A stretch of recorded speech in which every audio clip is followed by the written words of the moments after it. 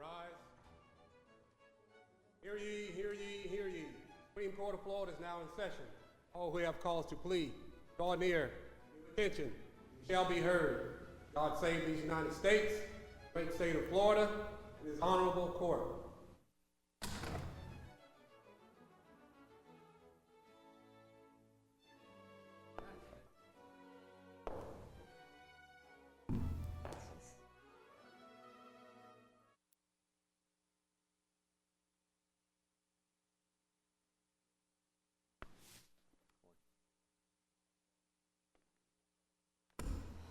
Ladies and gentlemen, Supreme Court of Florida, please be seated.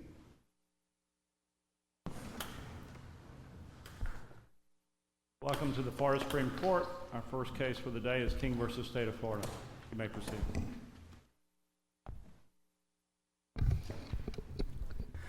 May it please the court. William McLean representing Cecil King.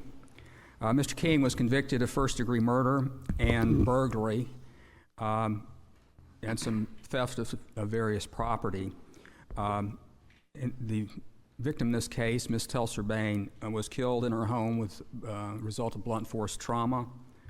The evidence linking Mr. King to the crime, including linking him to various property that was taken from the home, including her automobile, and one item of DNA evidence that was found inside her home that was matched to Mr. King. The jury recommended a death sentence in the case. The judge imposed death, finding two aggravating circumstances: that the homicide was seen as atrocious and cruel, and during burglary.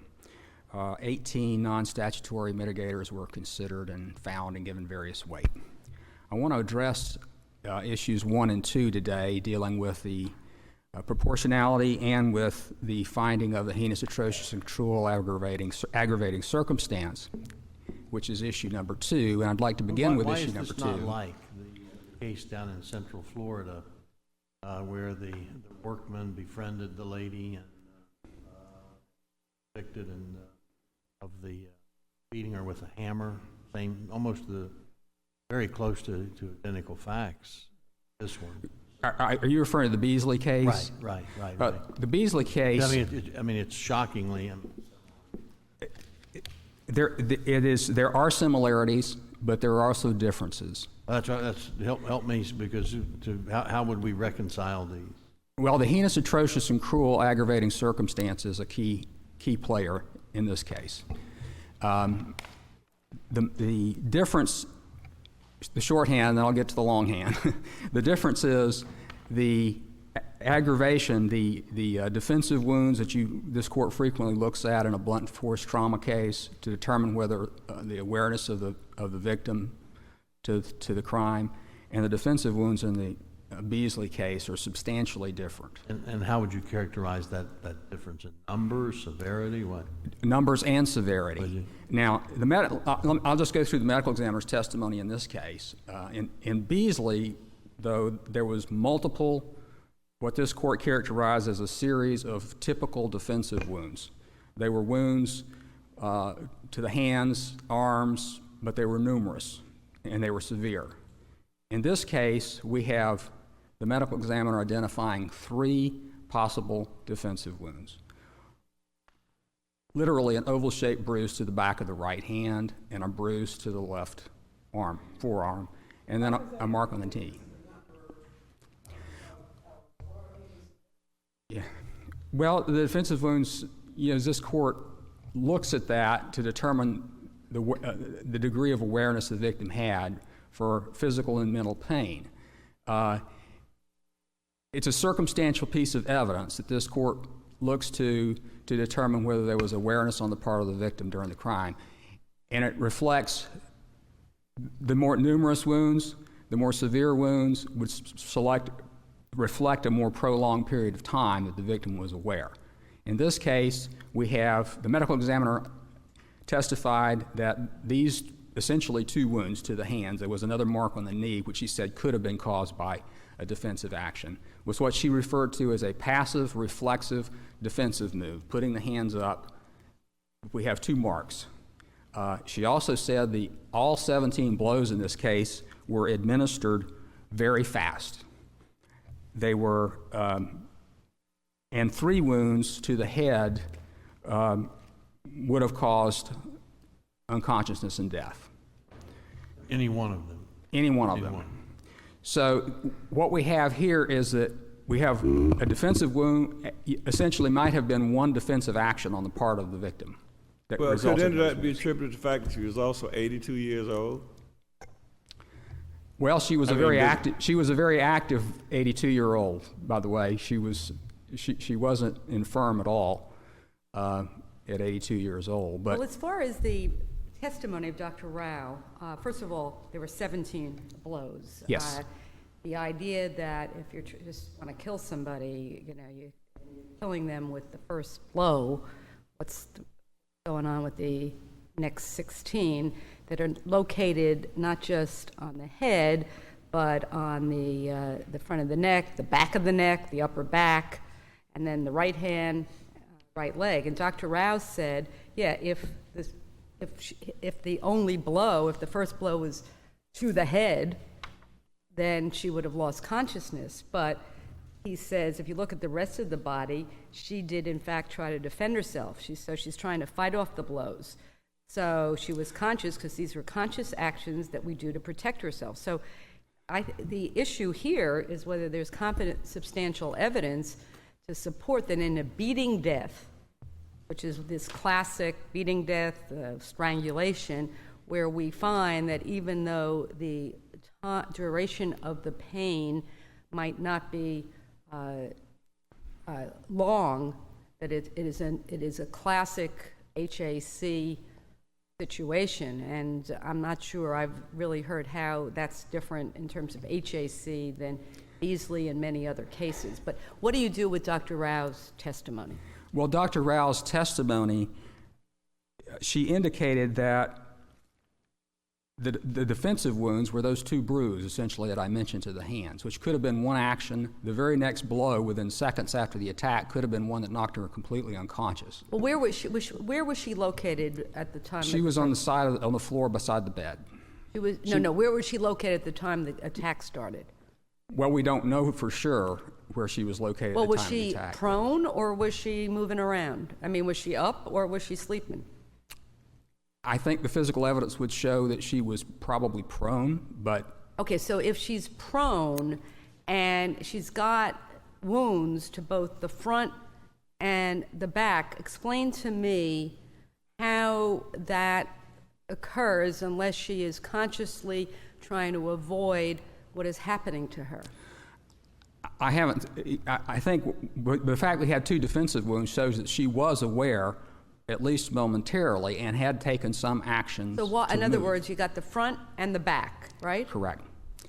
The difference is we don't have the multiple kinds of defensive wounds you typically see, so that the period was brief. And this court has never held that a brief period of pain is sufficient for especially heinous, atrocious, and cruel aggravating circumstances. Well, what about all the strangulation cases? I mean, I over the years, and I understand that we've kind of taken HAC where it's been, you would think it might be this long period of torture like we have in the next cases, and then say, well, you couldn't have it if you have a beating death. But we really, years before I got here, those cases involving knife, repetitive stabbing, strangulation, and beating were classic HAC cases where it didn't require more than a short period of time till they lost consciousness. Do you agree that's where our jurisprudence has been for some time?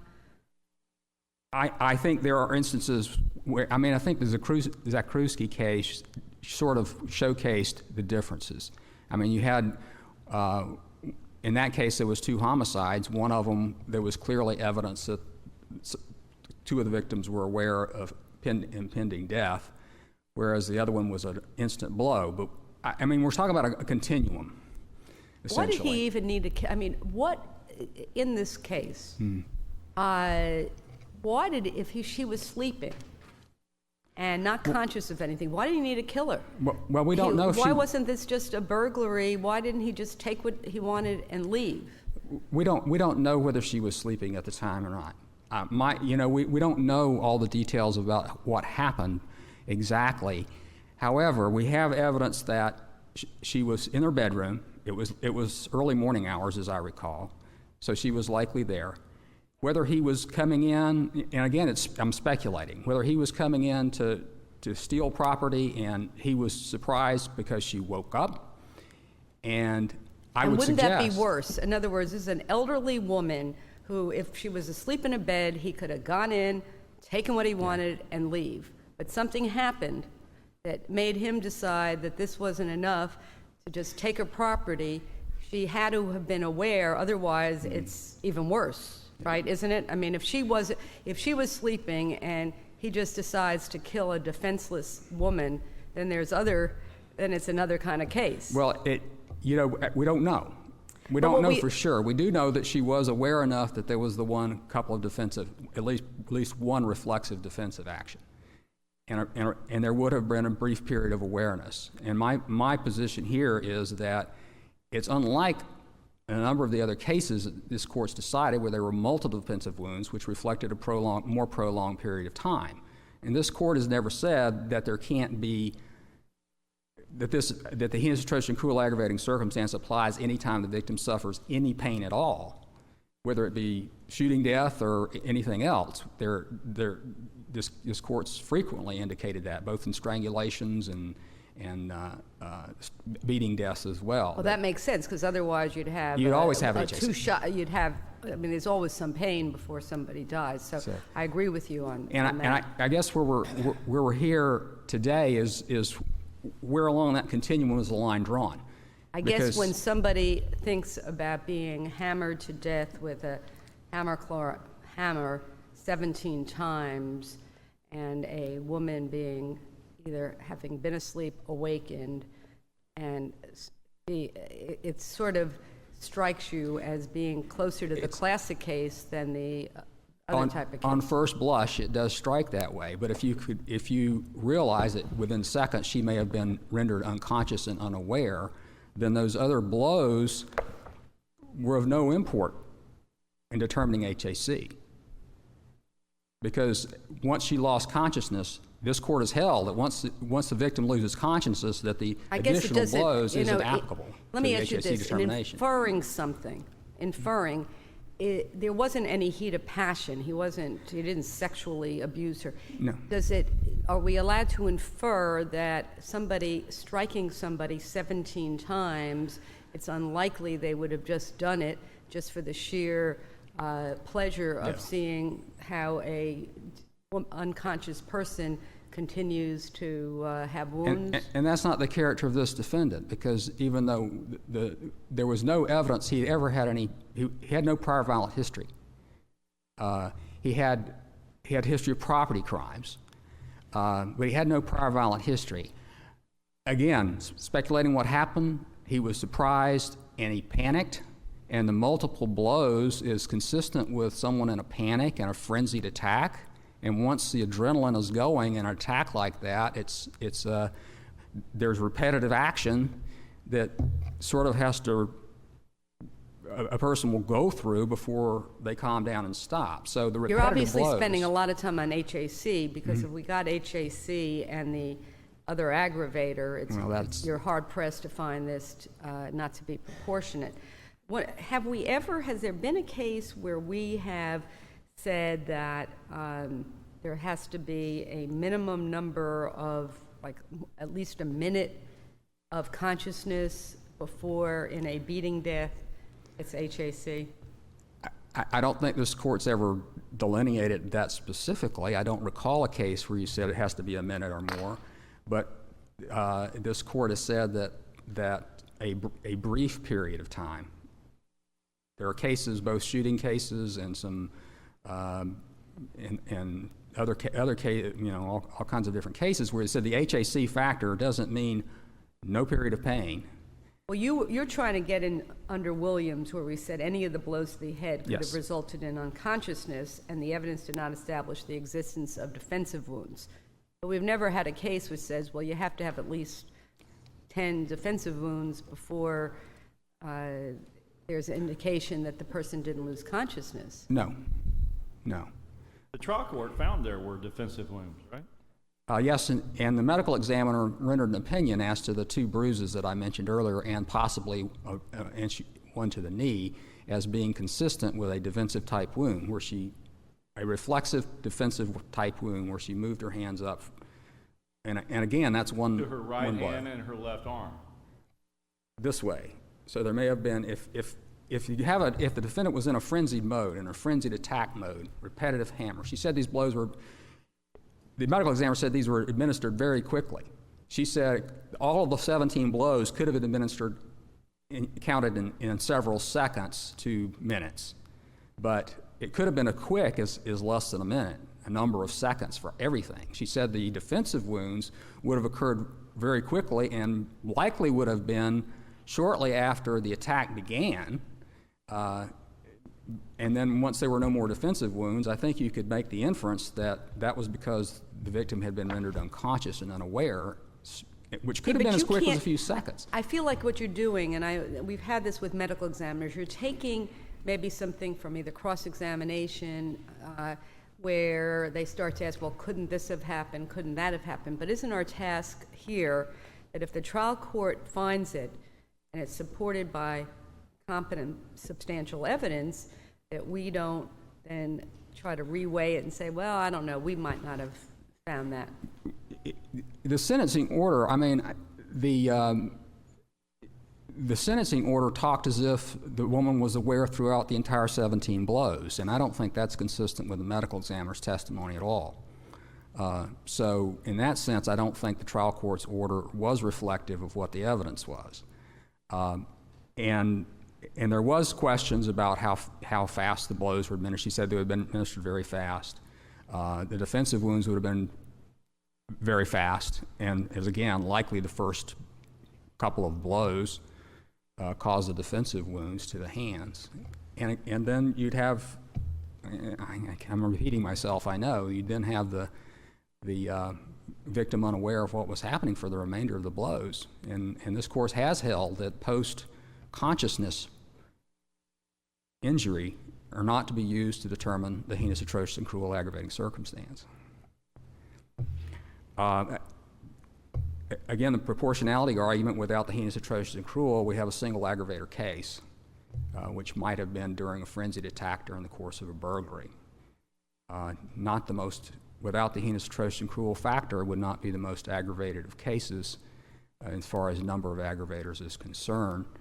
Do you think it matters that that this is, and again, these are factors, did they not find the aggravator, or was it not offered that she was, again, she's 82, that there's the aggravator of elderly age, infirm, that wasn't offered? That wasn't offered. The state did not pursue that one because she was 82, but she was very physically active. But we active. have found, I mean, again, with elderly victims, I guess what strikes me in this case is that it's someone's coming in, it's a home invasion into the sanctity of the home of a elderly woman.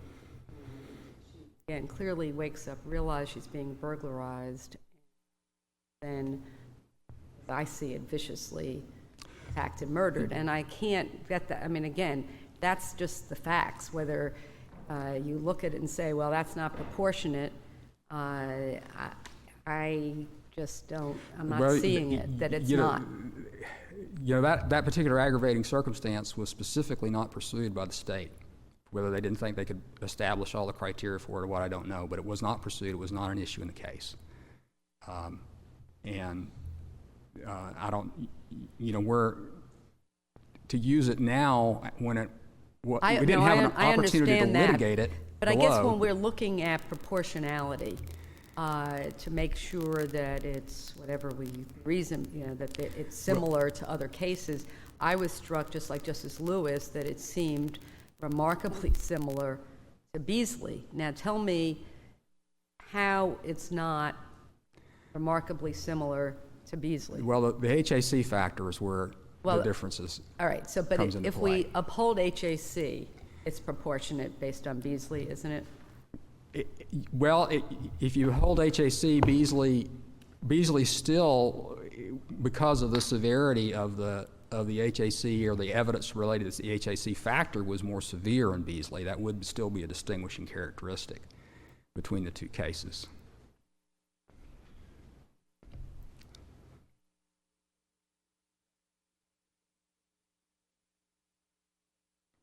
Sorry, take a moment here.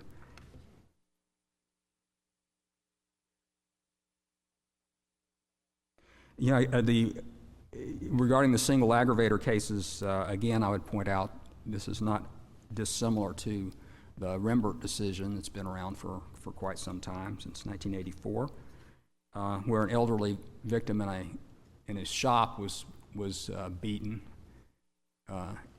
and this court reversed the death sentence. And there was actually no mitigation found in that case, and the court had disapproved the aggravators the trial court had found as well, including HAC and CCP. So I think that is an important case dealing with a single aggravator case. Again, this court has found cases disproportionate when there was a very severe heinous, atrocious, and cruel factor in play, including bludgeoning deaths. I've cited 3 or 4 of those in the brief. The Penn case comes to mind, where the gentleman killed his mother while she was sleeping in bed while he was stealing property from her house. He was stealing property to support a drug addiction at the time, but he picks up a hammer out of the utility room and goes in and hammers his sleeping mother to death. And there was severe defensive wounds in that case, and HAC was upheld, but nevertheless the case was reversed on proportionality. And I know there were some other distinctions in that case regarding what differences there might have been in mitigation, but I do. And what were the differences? Well, in Penn, his was a drug history, and he was under the influence of crack cocaine at the time of offense. And what was this defendant's mental state at the time he broke into this? We don't have any evidence about what may or may not have been going on with him during the crime itself, as far as a mental. There's no evidence that he was on drugs. There's no evidence that he was impaired in that way. We don't have any evidence of that. I don't know. Where did he get the hammer from? We don't know for sure what hammer was used. There was a hammer that was found that was probably part of the victim's property. She had a tool set, and that tool set was found in the defendant's apartment, among the property that he had taken from the residence, and it included a hammer that was separate from the tool bag. Now, there was no evidence to establish that was the hammer used, although the medical examiner said it was a claw hammer, which is a pretty common household tool that was used. The prosecution acknowledged that they couldn't prove that was the hammer, but did suggest to the jury that that was the hammer. Although there was no proof of what hammer was used. In this case, the state did not seek the witness elimination, Bader? No. This was a yard person for this, so similar to Beasley, doing work for this victim. Well, the question of whether that was a dominant motive for the homicide. I understand. Yeah, and I think that the overall. what you're arguing this morning, it must be, and what other conceivable reason could there be? Well, in my opinion, what happened, based upon the whole tenor of the case, is that he was surprised. She knew him. He was what? He was surprised because she was probably awoke, and he reacted and had this was a panic-type killing with a frenzied attack with the hammer. She knew him. She could identify him. He worked at her home, right? Am I confusing this case? No, he did. He had worked at her home doing the yard. Whether she may have been able to identify him, he was at her house maybe 5 or 6 times with the yard crew. She may have, but we don't know. And there was no, again, whether it was a dominant motive for the homicide, I don't think so. I think it was a reactive killing. And I think that's why it wasn't pursued as an aggravating factor. I don't think it was there. That's just from the tenor of the evidence that we have in the case, that this was a panic killing. And that's supported by the fact that he has no history of violence. I mean, he was a property crime person. I mean, stealing stolen property. I think he had one burglary in his past. You know, he embezzled from an employer, doing some different things, but he'd never been involved with a violent crime. There was a domestic simple battery charge like 20 years earlier in his background. That was it. You're right at the time of your... I'll save my remaining time. Thank you.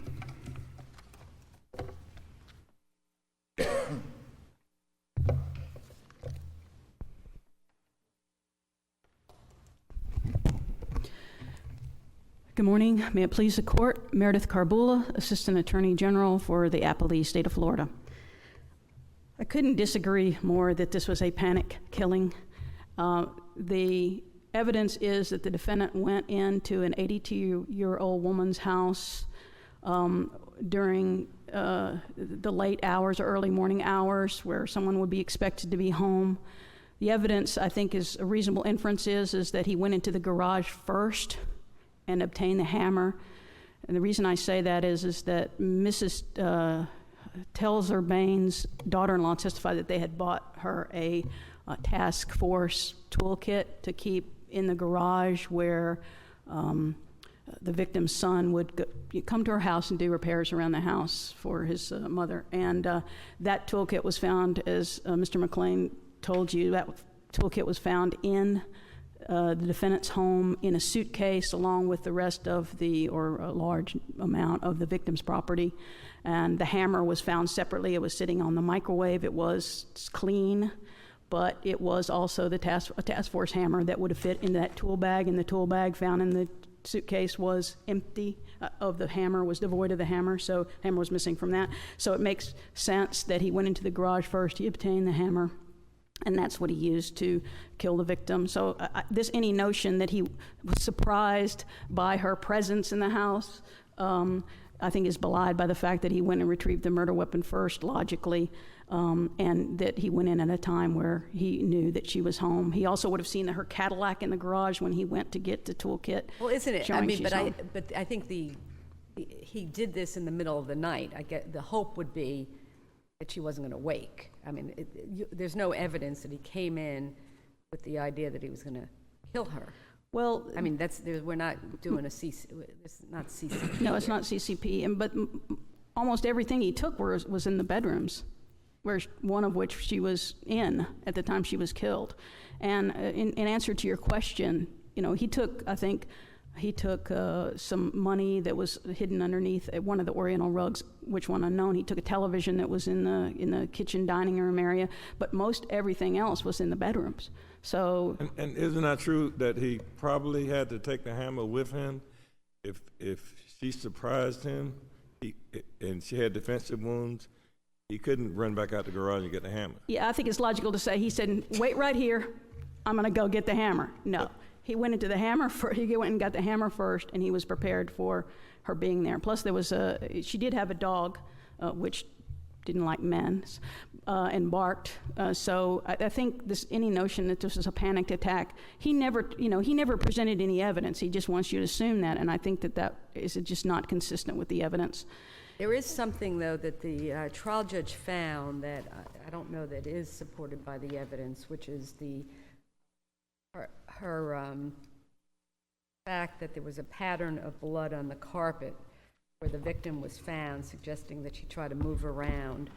And from what I understand, there was a crime. It was based on a crime scene photo where Ms. Feister says it appears there was some movement in the blood, but there was no testimony that the movement was of the victim while she was conscious, rather than the defendant moving her body or the body being otherwise moved. What do you say, on that one, do you need that finding in order to have HAC? No, we don't need it, but the CSI did testify that when she went in and examined the blood stain, that it appeared there had been some movement of the victim in the blood, because this attack happened where she was, because where she either was there or she fled into when she heard the break-in, because he broke in, first kicked a door leading into the garage, and when it was bolted from the inside, so he couldn't get in. So he then went around to the back of the sliding door and jimmied it. Now, the state argues, okay, we've got Basile. Basile shows when you have HAC. Defensive wounds, bleeding in progress, and the defense says here, you have 2 marks, and that indicates, rather than extended period of time and awareness on behalf of the victim, and suggest otherwise. So in all of these kinds of beatings and strangulation cases, we go in after the fact, and so often it depends on these defensive. Yes, agreed. What is the state's take on what our jurisprudence is, and what's required to be proven? Because there wasn't a camera there filming what occurred, and we're reconstructing. So what's the state's take on that, so that every one of these don't turn into HAC? Because certainly, I come in with a gun and point at you. There's going to be a moment of fear and mental anguish. But even execution style, if you're aware that it's happening, we've not held the HAC. So what's the state's position that this really is distinguishing and narrowing the class so that every murder is not an HAC? Certainly. Well, this court has held, I think, pretty consistently that consciousness just for a few seconds is enough. The court has also specifically rejected the notion that defensive wounds if there's no defensive wounds, there can't be HAC. You specifically rejected that proposition, and I believe in the Francis case there was only 1 defensive wound. Well, that was the Francis case. You're speaking of the sisters. That's right, the sisters case. Well, there was the inference that one or the other of them, you couldn't kill both of them at one time, so that you had to double murder. So it's a little different, don't you think? Well, what I'm saying is trying to directly address the issue of defensive wounds, and I think this court in Dahmer has said that, this court in Guzman has said that, but I think that Justice Pariente you are correct that you can draw a reasonable inference from the fact that there's 17 blows, and if a person is rendered immediately unconscious, there's no requirement. It seems illogical to say that there's going to be additional ones. But I think that you have 3 defensive wounds, and I think the sort of the characterization that Mr. King has sort of wanted to put on this was these are passive, reflexive, defensive wounds. But when you look at Dr. Rao's testimony, she sort of distinguishes aggressive defensive wounds for you when you reach out and grab the knife, from passive to shielding your head and your body from the blows. And I think you need to also recall that one of the blows, as you said, Justice Pariente, was to the back, and it was so severe that it broke her rib. There was another one to the back of the neck that was so deep that it penetrated the skin and the fat and muscle underneath it. It was so powerful. Again, if those were inflicted after she became unconscious, that's not something that really even plays into our analysis, does it? You're right, Your Honor, but Dr. Rao said the head wounds were the ones that would have rendered her unconscious. Right. And the state's position is that the defensive wounds, which were 2 to the hand and arm, and then the 1 to the knee, the evidence of the movement, not totally dispositive, but I think relevant, shows that she was conscious and aware of her pending death at some time prior to the murder. And I think that this court can certainly draw a reasonable inference from the fact that if a victim is rendered unconscious, then there's no need to beat her about the head and neck and body. Well, there is something, though, and again, I think we've sort of, maybe in a beating death, we've crossed the line.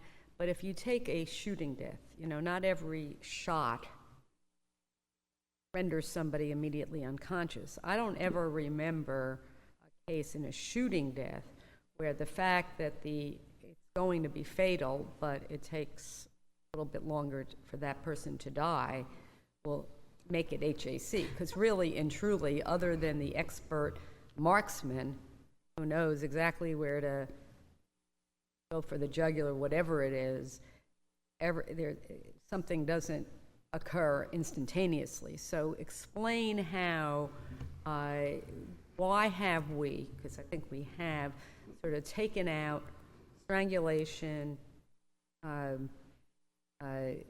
knife, hammers, and put those in different categories than guns, which is sort of ironic, right? Because if you think the guy would have come in with a gun and then just shot this woman in the head, that somehow that wouldn't be a death penalty case, but this one is. I certainly would have argued if he would have come in with a gun and shot her in the head. That would have been CCP, and it'd be a death case. But I think in this court's case in Hall, I'm not sure if I completely remember the case, but this court did uphold HAC in a shooting death, and I believe in one of my colleagues, Mr. Winokur's case, where the woman was kidnapped and there was a shooting death, you upheld HAC.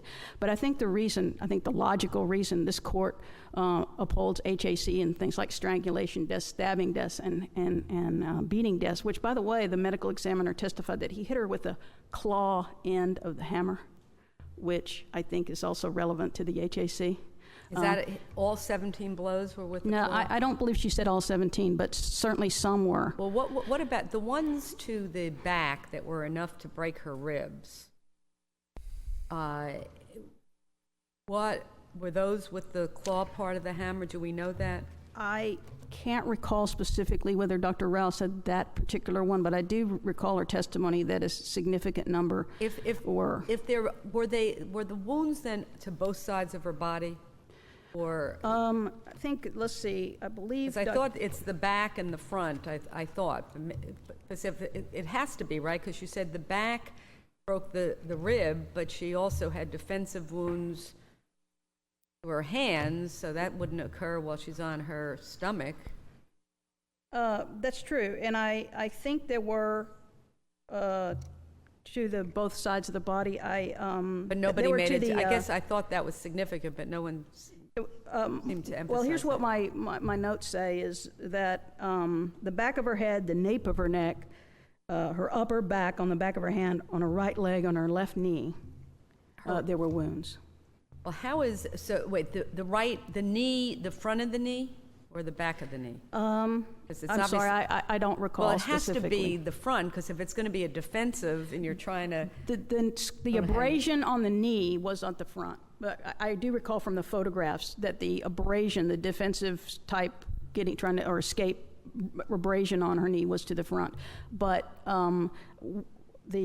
as far as the blows... Meaning what? That she was trying to crawl away? See, I'm still having a little hard time constructing how this occurred. She's in the bed. She wakes up. Perhaps. I don't know, because her daughter-in-law described it as the second bedroom, so I don't know whether she was in there. Where was she found? On the floor? On the floor, next to the bed. There were 3 bedrooms in the house, and I do recall the notation that it was... So there was no blood in the bed?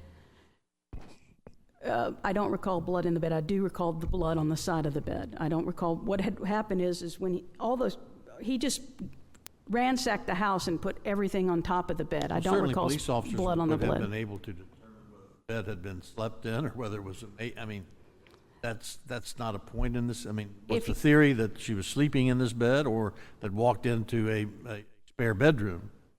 She may have had on her night clothes, but I mean, that to me seems like a pretty easy question. That's something that police work ought to be part of the investigation. He put all the stuff on the bed. The bedclothes from the bed that she was found next to were turned down. However, she's found on the opposite side of the bed, face down. She's still wearing the same clothes that she was at 5:30 in the afternoon. At 5:30 in the afternoon on the 28th of December, she's still wearing the same clothes. So they weren't able to determine whether she was actually lying in the bed, but she was found in one of the bedrooms of the home. but the blood was down on the floor where they found the stain where they moved. And I think what King is trying to argue is that this case is distinguishable. It's not HAC because the defensive wounds are more ambiguous. And I think that argument basically says, I want you to sort of reweigh the findings of the trial court when he found that she was conscious for at least a part of that attack. She had defensive wounds. It was a terrible beating. They were, some or all were consistent with being inflicted by the claw end of a hammer. As I say, one was so severe it broke her rib, and the other one to the neck, which was not an unconscious blow, was so severe it went down to the muscle in her neck. So I think, consistent with the case law, this murder is clearly HAC. It's certainly supported by competent, substantial evidence. Insofar as the proportionality, I think that Mr. King has pointed out a couple of cases. The Remmert case, that was a robbery of a bait and tackle shop. There was only one aggravator in that case. It's a single aggravator case, although it was, I don't believe it was, the court noted there was a considerable amount of non-statutory mitigation. In this case, there wasn't, I don't think, I think if you look at the evidence presented, you'll find this was minimal mitigation. Insofar as the cases that Mr. King cited to, as far as the ones where HAC, I think he relied primarily, at least before this court, an argument this morning on Penn. In that case, the defendant did beat his mother to death, but there was a finding he was under the influence of both drugs and alcohol. His mother had, he was angry at his mother because his estranged wife had told him that his mother was a cause of their lack of reconciliation. That also was a one aggravator case, HAC, but the defendant had no significant criminal history, so there was one statutory mitigator found. Plus, King had offered no evidence he was under the influence of alcohol or drugs at the time, so that's a clearly distinguishable case. I think that the Basile case is right on in two respects, in HAC and proportionality. So there's competent, substantial evidence to demonstrate that this murder was HAC. This case is proportionate when you consider the HAC of the aggravators of HAC and murder in the course of a burglary, and this state would ask for you to affirm his conviction and sentence to death. Thank you for your arguments. Rebuttal?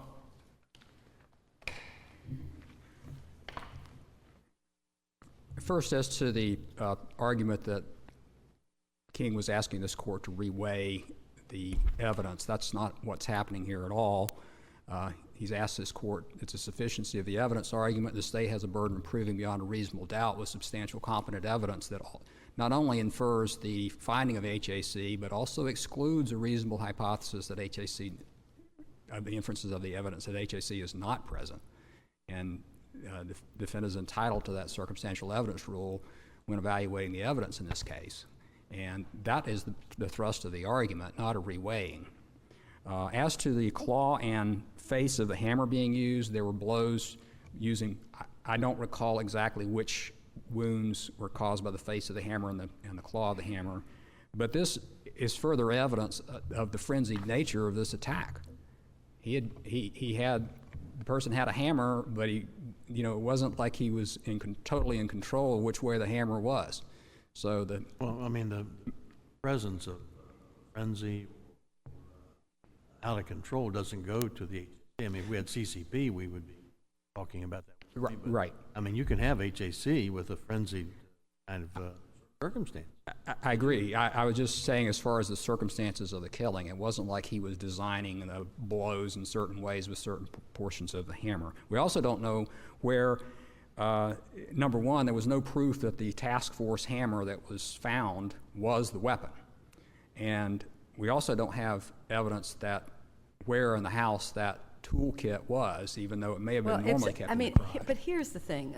Isn't it reasonable that this, she was in a bedroom, right? She was in one of her bedrooms. And again, this picture that this wasn't just, I'm coming in quietly to get some jewelry and then I'm leaving. Do you agree that he ransacked the house? He took TV, he took lots of things either before or after she was killed?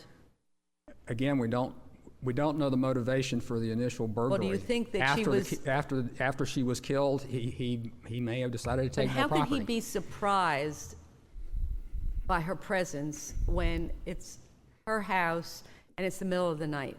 And how isn't it reasonable that he had the hammer with him when he went in to where he wanted to continue to burglarize her house where she was? Well, we have unanswered questions as to these facts. I mean, we can just, it's speculative what happened because we don't know what happened. We don't know what the murder weapon was. We don't know that it was a task force hammer that was found. We don't know. Well, how does that help you? In other words, either he brought the hammer with him, right, or he took it as he was walking around the house in order to do whatever he needed to do to silence the victim. I was about to say that it may very well have been the hammer that he had, but not necessarily to attack the victim with. He could have. Well, he certainly wasn't there to hang pictures. Right. I mean, that doesn't make it at all. I mean, how to be for some use. Well, it's still evidence of an opportunistic weapon that he picked up within the house. But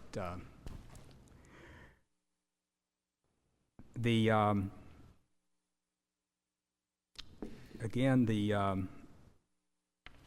other point on the proportionality, again, with a single aggravator case or without the single aggravator case, with HA still in place, this case is not the most aggravated of crimes, given that scenario. Certainly, there is a distinguishing factors with Basile, and I would ask this court to reverse.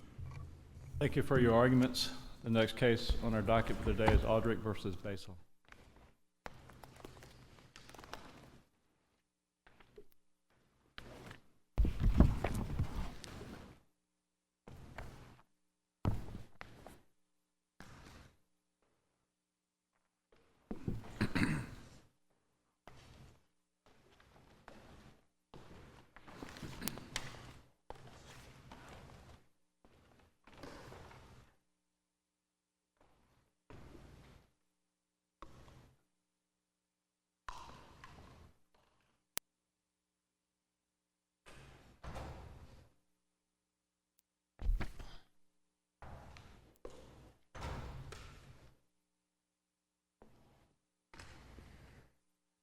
You may proceed.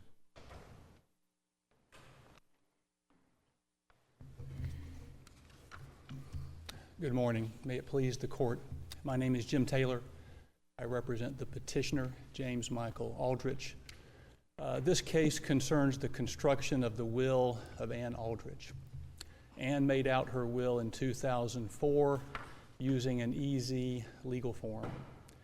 In the will, in her own hand, she listed her property, and she provided for that property to pass to her sister, Mary Jean Eaton, or if her sister died before her, then to her brother, the petitioner here, Mr. Aldrich.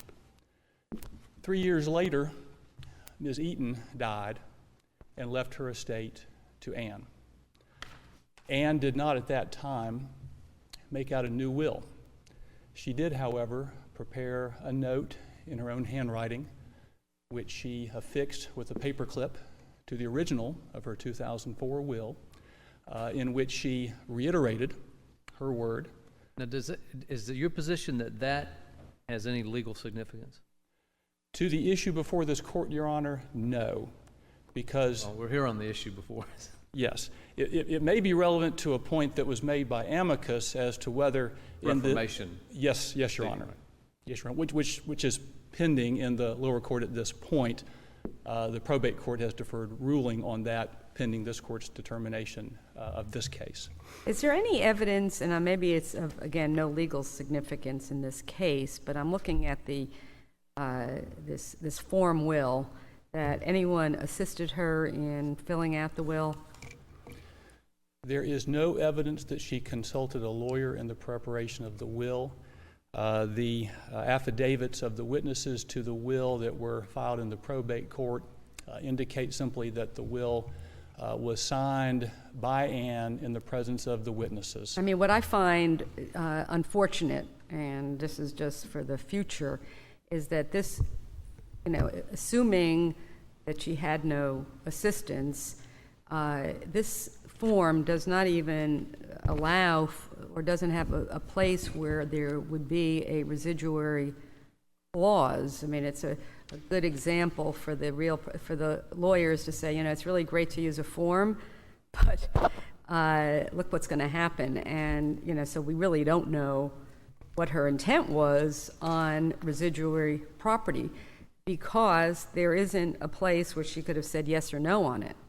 Is that true about that particular form? That is correct, Your Honor. Your Honor is correct. I mean, it would be much, if the forms had it yes or no, that would have sort of ended the inquiry. Forms can be good and forms can be bad. This is probably one of the bad ones. But the problem here is that she didn't just describe this property generally. She went into specifics as to each category, as to which, she didn't say all of my bank accounts. She designated which ones, and isn't that really the problem? I don't believe so, Your Honor, on the issue before the court. Well, okay. So the issue of the court then, what do you consider whether or not testator's will actually expresses what her intent is about? What do you contend? Your Honor, we contend, and I think both sides agree on this point, that Anne expressed no intent in her will regarding disposition of any potential after-acquired property. The will simply doesn't speak to it.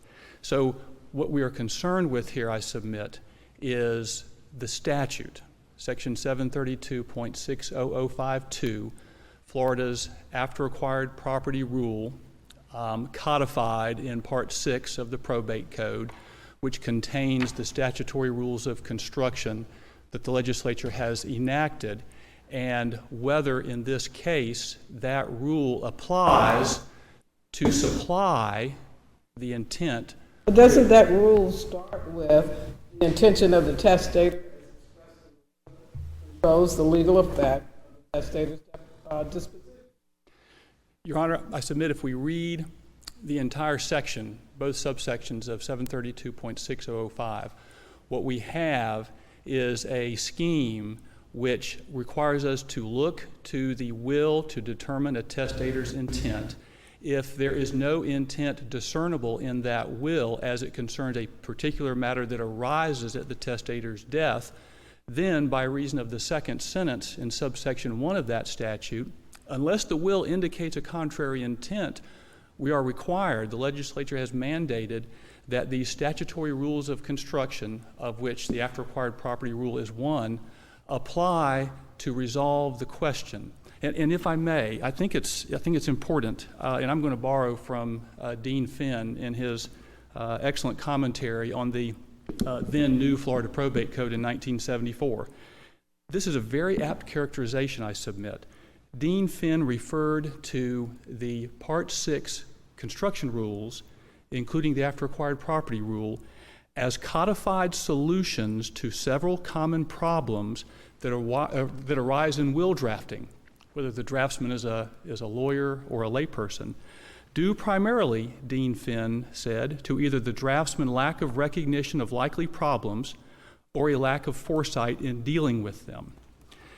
What that means is, and I think Dean Finn is correct, what that means is the legislature has chosen, as it is within its purview to do, to address itself certain common problems that experience shows arise in will drafting. Not taking account of the possibility of after-acquired property is one of them.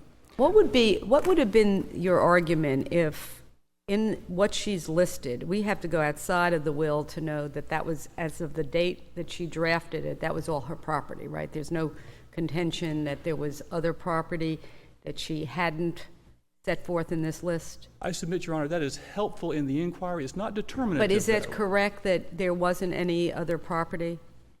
The summary judgment evidence below, and this was decided on a summary judgment motion, the summary judgment evidence below indicated that the strong inference was the property listed in the will was all the property she owned at the time. In other words, would it make a difference in terms? Strong inference.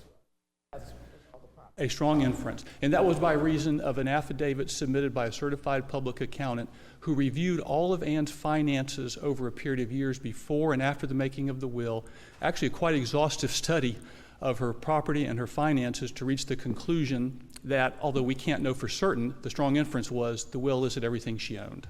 Well, I'm struggling with how that actually has an impact on how we interpret this statute. I think it is helpful, Your Honor, but I don't think it's determinative. I think what is determinative is that we find that we have a will that disposes of property, regardless really of whether it was all the property she owned at the time. But if we look at the statute, according Okay, so you're saying if there's a will that disposes of property, what follows from that? if there's a will that disposes of property, and that will says nothing about after acquired property, and that will says nothing to suggest that after acquired property should not pass under the will along with the property identified in it, then the after acquired property rule applies to require that we supply that intent through the codified solution to pass the after acquired property unless, this is the plain meaning rule, unless that application of the plain meaning rule runs up against this court's jurisprudence on the absurdity doctrine. That is, could we conceive of a will that to apply the after acquired property rule to that will or those circumstances might produce an absurd result? We probably can. Well, I guess the reason I brought it up, the way I was seeing it is that we're trying to effectuate the testator's intent. If the testator, and that her intent would not be for property to pass by intestacy, correct? That's what we're That is correct. looking at. This court said so in Ray Smith in 1950. So if the property that she bequeathed to her sister or alternatively to, was her nephew or Mr. Aldrich is her brother. Was not all the property, then that's why I say if there was a residuary clause, it seems to me that that shows that her intent was anything I have is going to my sister or my brother. So that makes a stronger case in terms of what's likely that the intent is not for property to pass outside the will. Right, that's what we're looking at. If Anne had consulted a lawyer, I would like to think if Anne had consulted a lawyer, or if Anne had chosen perhaps a different form that expressly included a residuary clause, this case would probably not be before this court. She did not. But that's why I'm asking, isn't it, if we know that all the property in there was all the property she owned, wasn't that, would you make an argument that's equivalent to showing that her intent was that all the property she had was to go through the will and not by intestacy?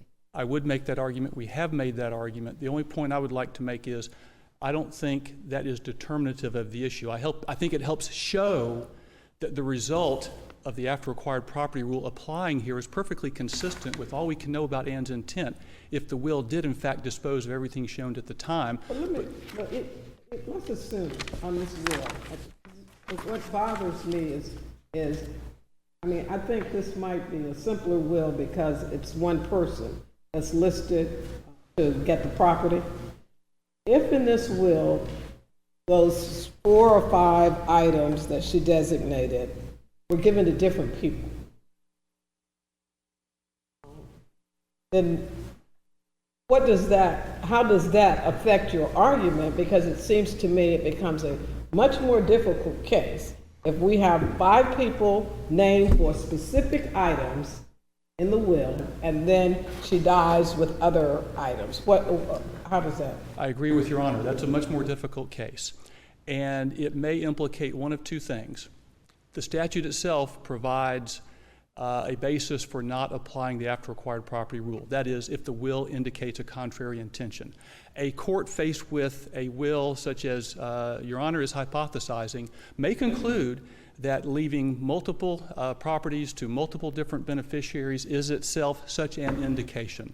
Alternatively, that may be one of these cases where a court would decide that we have run into the absurdity doctrine, that to apply the statute according to its plain meaning to that particular will leads to an absurd result that the court feels confident the legislature could not have intended. But neither one of those situations is present here. But I guess it seems somewhat as, I guess, the same principle to me, because she said the listed properties, basically. And then she goes on to list them each specifically, as opposed to saying my bank accounts, when she lists like the bank accounts that are in the M&S Bank, she actually puts the numbers in them. She talks about her vehicle and actually delineates a specific vehicle. And so it just seems to me that, I'm struggling with why does it not indicate these are the properties I want specifically to go to this person, and we have no indication really that she wanted these people to get anything else. And I'm leaving aside whether this was all of the property or not, because I think it becomes more difficult if there was other property. Your Honor, that she chose to list specific property, that she chose to list it with some fair degree of specificity, says nothing about whether she intended other property she may have acquired afterwards, which she likely never even considered the possibility. But isn't the point this? We've got to look at the will to determine from it what the expressed intent is. Isn't that correct? I mean, this is about the interpretation of the will in light of these statutory provisions. All we know from looking at the will is what it says about those categories of property that are referred to there. We can't tell anything beyond what she said in the will about those categories of property. Now, the statute, it seems to me, would mean if she acquired property after the will that falls into one of those categories, like she puts the money into one of the bank accounts she's described, then obviously that's going to pass. But if she establishes a separate bank account or goes and buys a plantation in Thomasville, we can't tell anything about what she intended from the will about that kind of property. Now, why isn't that right? We cannot tell what she intended. The will does not indicate what she intended with regard to the possibility of after-acquired property. That is absolutely correct.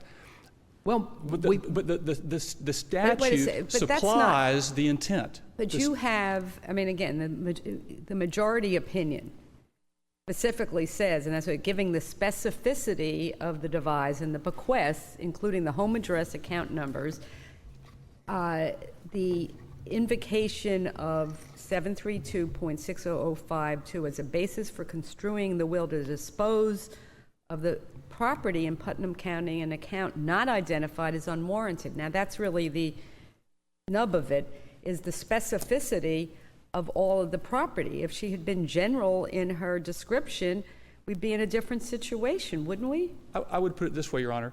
Does that specificity indicate an intention that any possible after-acquired property would not pass under the will? I suggest it does not, and therefore... Well, it seems to me, I'm willing to be educated in this, with where you're going with this, but it seems to me is that throughout the history of Florida law and our jurisprudence with regard to trusts and estates and the wills, that it's not the subjective intent, but it is the objective intent as expressed in the will that we've always gone under. I mean, it's, I remember back in law school that they had some kind of statute that was passed that certain properties could be listed differently, maybe. I don't even know if we still have that statute, but this is not that kind. I mean, that's not being argued, but we're being asked to construe this particular will in a fashion that you're pulling some kind of statute on top of it, that even the statute does not really say that. Are there other states that have this kind of statutory scheme?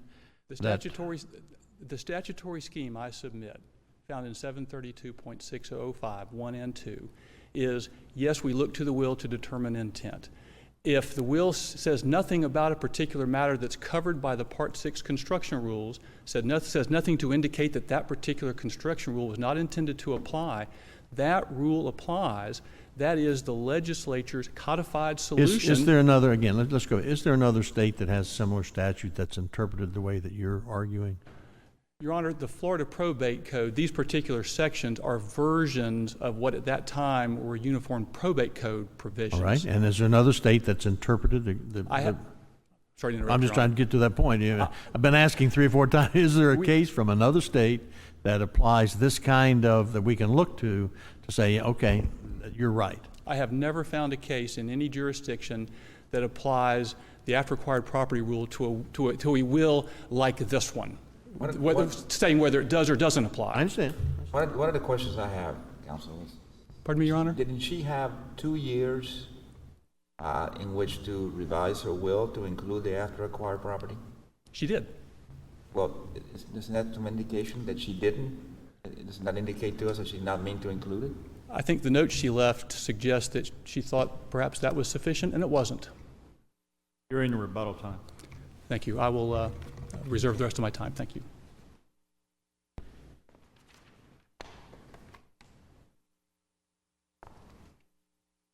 May it please the court? I'm Jake Caney from Caney and Oliveri in Ormond Beach. Here on behalf of the respondents, of course. Also here is Robert Goldman, who is the author of the amicus brief filed by the Real Property, I call it Reptile, the Real Property Probate and Trust Law section of the Florida Bar. This is a good case for an advertisement, get a lawyer, huh? Sounds like one, doesn't it? I'm looking at my will. I really don't have a whole lot to add to my brief, but until I start fielding questions, I'd like to start. Let me ask you this then. As I understand Mr. Taylor's argument, he is saying that the after-acquired property rule is applicable unless a contrary intent is shown in the will? And what is your response to that? Well, first, Your Honor, it's not an after-acquired property rule. If you look back at subsection 2... the rule that says it's included in the will. That is the after-acquired language in subsection 2 of 732.6005 is an illustrative clause at the end of the phrase. The first part of the sentence, the main clause of that sentence, speaks to all property, irrespective of whether it was acquired prior to execution of the will or thereafter. So that's why I say it's not an after-acquired property rule. I think that rule means only what it's ever meant, as I outlined in the answer brief, which was to overturn the old Florida statute of wills, statute from 1832, I believe, and the legislature did that in the 1890s. And what they did when they created what was the predecessor, and it's changed numbers over the years, and then in the rewrite in 04 changed some language, and then in, not 04, 74, and then in 75 became this specific section. But all that statute ever did was change the old rule whereby a will could only dispose of property that a testator possessed at the time of execution of the will. It was kind of disjointed. They dealt with real property, and then the personal property came later. This court... So, as an example, what if in the form will, instead of saying house and contents at a particular place in Keystone Heights, it said all real property? So if that had been said, then the land in Putnam County would be passed underneath that as after-acquired property. That would be an applicable general divide. Of course, there's none here, but to your question, Your Honor, that is actually, the way I see it, why the residuary clause language was omitted in 74 during the adoption of the model code. Because by then, case law, including cases from this court, had clearly shown that not only could after-acquired property pass through a residuary clause if there was one, but also could pass through applicable general devices, like all bank accounts, if she had said that, or to your point about all real property. Now, we have no general devices here. I don't think that's in dispute. So if those descriptions had been there, all real property and all bank accounts, fidelity accounts, wouldn't be here. If the fidelity account and also the real property, which was liquidated pursuant to authority. The fidelity account, I thought, and maybe I'm wrong, but was the fidelity account, the account, one of them anyway, the account that she had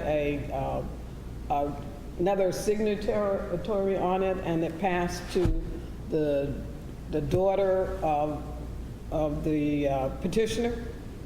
There was two fidelity accounts. That's probably what's generating your confusion. The second of them, which we've been calling the Z account, put the proceeds of cash that the decedent in this case inherited from her sister. There was other stuff that passed either outside of probate or through. Now, first of all, the decedent at the time she passed did not still have all the stuff she listed, and she did in fact have other stuff that she had acquired thereafter. But there was two accounts.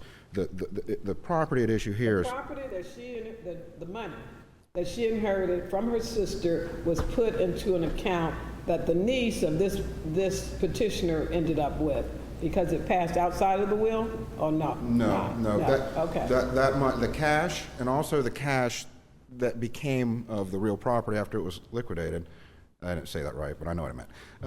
Those amounts are still at issue in this case. That's what the estate consists of. Right. If they pass pursuant to the will, even though there's no distributive provision in the will through which they can pass, but if they otherwise pass through the will pursuant to the argument advanced by the petitioner, then his client gets all of that other property. Let me ask you a question on these rules of construction.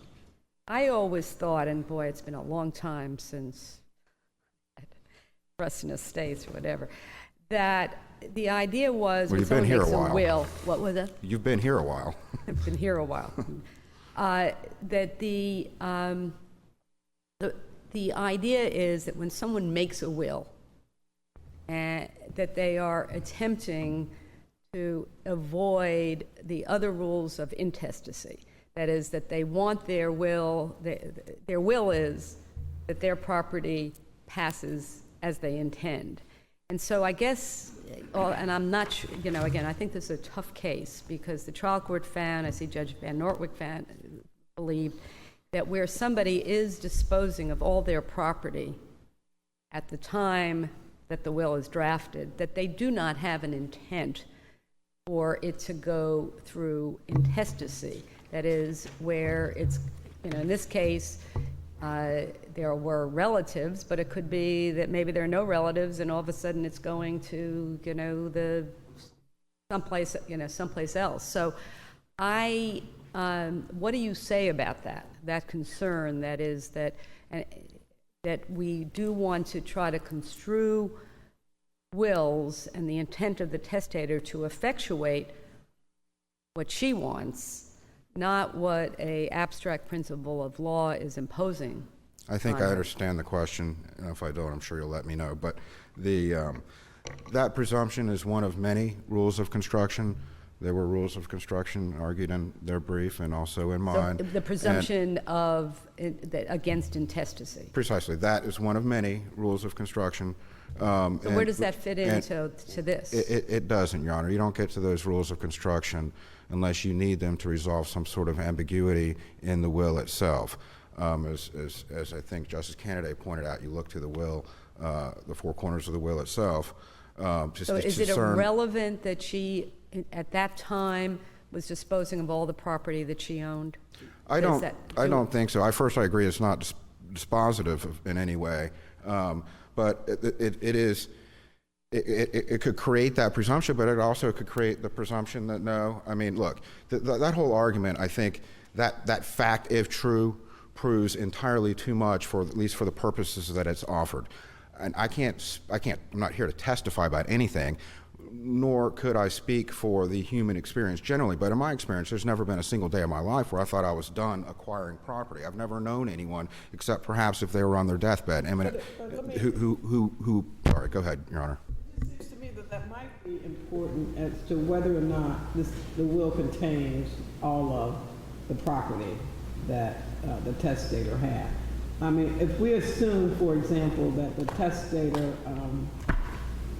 if the testator had not put in the other bank, she has 3 bank accounts from MS Bank listed here. And if she had just put in one of those bank accounts, that doesn't make a difference? I mean, does that mean those other 2 bank accounts under the petitioner's theory would still go to the same person, wouldn't it? And wouldn't if there show was a any general- contrary intent that that person would have Well, the all intent, of it? the intent is evidenced by the document itself, which is not ambiguous. There is no ambiguity to launch into these other rules of construction. But, and that's in 732.6005 subparagraph 1. Look at the will. Before you even get to subparagraph 2. But if this will had a general bequest of all bank accounts, then we wouldn't be talking about No, I'm talking about a one that listed just one of those numbers. It says, and didn't say all bank accounts at whatever bank. Just said, my bank account at MS Bank, and just listing one of those numbers for one of those bank accounts. I mean, and then we would find out that she had other accounts at that bank that didn't fall under that number. Well, it might be that could create an ambiguity in the will, and of course that's not this will, but and that may allow you to get into the other rules of construction. Does it matter that this will, which is a form will, does not have a space for a residuary clause? Because going back to the issue of trying to effectuate her intent, again, I can't, looking at what Judge Van Nortwick said, tell me what's wrong with it, which is, although there's nothing on the face of the will indicating that the item so devised consisted of the decedent's entire estate, there's also nothing on the face of the will indicating that the intent was that anyone other than the sister or her brother receive anything under the will. In short, there was no expression of contrary intention by the decedent that the after acquired property shall not pass under the will. What's wrong with that reasoning? Well, a couple things, Your Honor. First of all, he's saying that in the context of what he and the probate court believes Section 732.6005 subparagraph 2 say. And I've addressed that in brief and happy to answer any more questions about that. But that's never been the law in Florida, that statute. There's no case that says what they say about that case, unless you count the withdrawn opinion below from April of 2011, in which Nora was in the majority. But please? I'm sorry? Could you keep your voice up? I'm sorry. You say there was a prior opinion in this case that went the other way? There was actually an opinion in April of 2011 in which the chief judge below, Judge Benton, was the dissenter, and there Van Norik and I think it was Thomas, I forgot now, were in the majority. I moved for rehearing. Judge Webster retired, and he was replaced on rehearing by Thank Judge you, Judge. Thomas. I'm sorry. And so I moved for rehearing en banc and certification, all that, and that was granted. And after the retirement and the substitution of the new judge, the opinion that is on review here came out, I believe, in August of 2011. But I would say, in response to your question or in response to his position, what Judge Benton said below, which is that the rules of construction are not designed to create an ambiguity where none, or manufacture an ambiguity where none otherwise exists. They're designed to be used where there is an ambiguity in the document. And this document has no ambiguities. Now, you asked Mr. Taylor, and same thing you just asked me about the absence of this residuary clause, and I don't think that matters. I mean, she knew she could say whatever she wanted, as evidenced by the very first 2 lines under bequest, where she made provisions for her own funeral and the arrangements for her pets. Those are But clearly. what does the part say where she filled in the specifics? What does that say? What does the form tell her to do? Well, like I was just saying, Your Honor, it says Roman numeral 3. I'm skipping down. There's personal representative, Roman numeral 1, and then 2 is guardian, And then Roman numeral 3 says bequests. Now, it doesn't say specific bequests, general bequests, residual device, it's just bequests. Now, the very first thing, now she was not constrained by the absence of anything, evidently, because the very first bequest she makes is, quote, my body cremated and ashes scattered, comma, no services. And I think we all can all agree. There's some other language, though, after bequest, before my body. And what does it say? What does it, I can't. I'm sorry, I can read that with this. It's, I direct that after payment of all my just debts, comma, my property be bequeathed in the following manner. And then she makes arrangements for her cremation. I guess what I see as the problem, again, I keep on focusing on this being a form will, is that bequest to a normal person would mean I have to list everything, as opposed to, well, they don't know there can be general and specific bequests, because her intention is that everything, if she had said, I guess, all my possessions are bequeathed, without saying listed above, right, then that would have created the ambiguity. But she does follow that by saying all my possessions are bequeathed. So if that's why I keep on saying, if it was all her possessions at the time she drafted that will, to me it indicates her intent that nothing, she didn't want anything to go by intestate, which is what is happening here. It doesn't say that, Your Honor. But isn't that, but you're saying she was so clear, she didn't even want her, she wanted to even say what would happen with her body. Why is there any indication that she'd want this to go in a way that she wouldn't control? All it says is all my possessions listed are bequeathed. It doesn't say all her possessions, just the ones listed. Does the record reflect any property passed outside of probate? Separate bank account that had somebody else, any other property? At the time she passed? Yes. I apologize, Your Honor, I'm not prepared to answer that question specifically, but generally, I'm sorry. I thought there was a niece who got something that Well, passed yes, outside yeah, of the will. generally I was going to start to answer that question. Generally, there was some property that was disposed of outside the context of this will. So not all of her property passed by the will? Well, but that may be begging a question that Justice Perianti is asking about when she acquired that property, which I see as not relevant to the issue here. I mean, I think the intent is Well, that's a legal question. I mean, Justice Labarga made the point she had 2 years to figure out what to do with her will if she wanted to make a change, right? That's correct, roughly 2 years. So if there was property that passed outside the will, because she put somebody else in the bank account, perhaps isn't that additional intent that not all of her property was to be disposed of by the will because she put them on the bank account? I think so. Now, I don't want to launch off of my position that this will is not ambiguous, so we don't look at all of that stuff. But yeah, I agree with that. So let me ask you this. Here, but what was the property that passed to the niece because her name was on the account? Subject to being corrected by Mr. Taylor, I think it was cash in an account, but he'll be back up. Cash in another bank account. That's my understanding. A bank account that was or what is listed, that is listed here or is not listed here. I don't want to speculate, Your Honor, and which by the way, that leads me to a point I'd like to make about a lot of the questions that and answers that we've been discussing involve speculation about the testator's intent, and this court has said before you look at the will, first and foremost, if there's no ambiguity, you go with that, and the statute itself has never operated the way I think that I'd like to ask you a question about the statute and your interpretation of subsection 2 of 732.6005. It's a mouthful. Does that have anything to do with anything other than after acquired property?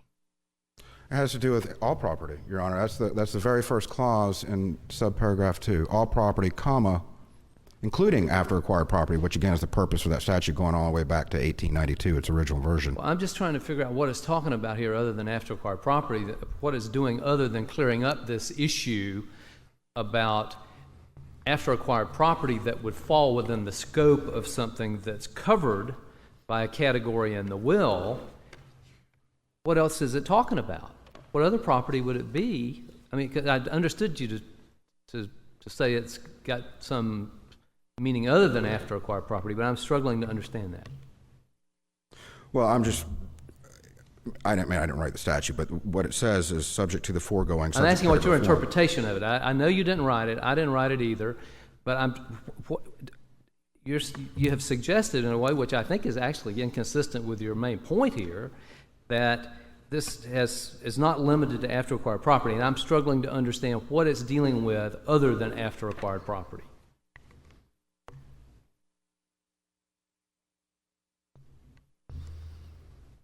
Well, I guess I don't know the answer to that question, Your Honor. It may not. Could it include property not listed in the will? I mean, if we assumed that she had other property that's not listed in this will, would that subsection include that property that's not included in the will? Well, You said, it says all property, and then it goes on to say including property after acquired. acquired property. So I'm asking you about property that was not after acquired, but was not included in the will. I think the first clause, and I'm speculating. I wasn't trying to be smart with that, but I think the first clause is recognizing the presumption against intestacy rule, and then the comma, including after acquired property, continues since 1892 codification of the change, where by prior to that, wills in Florida did not operate were not effective, rather, to pass property that was not owned by the testator at the time the will was executed. But at any rate, I continue to believe. But isn't it also reasonable to read this as essentially, when it says subject to the foregoing, it's basically saying that a will is construed to pass all property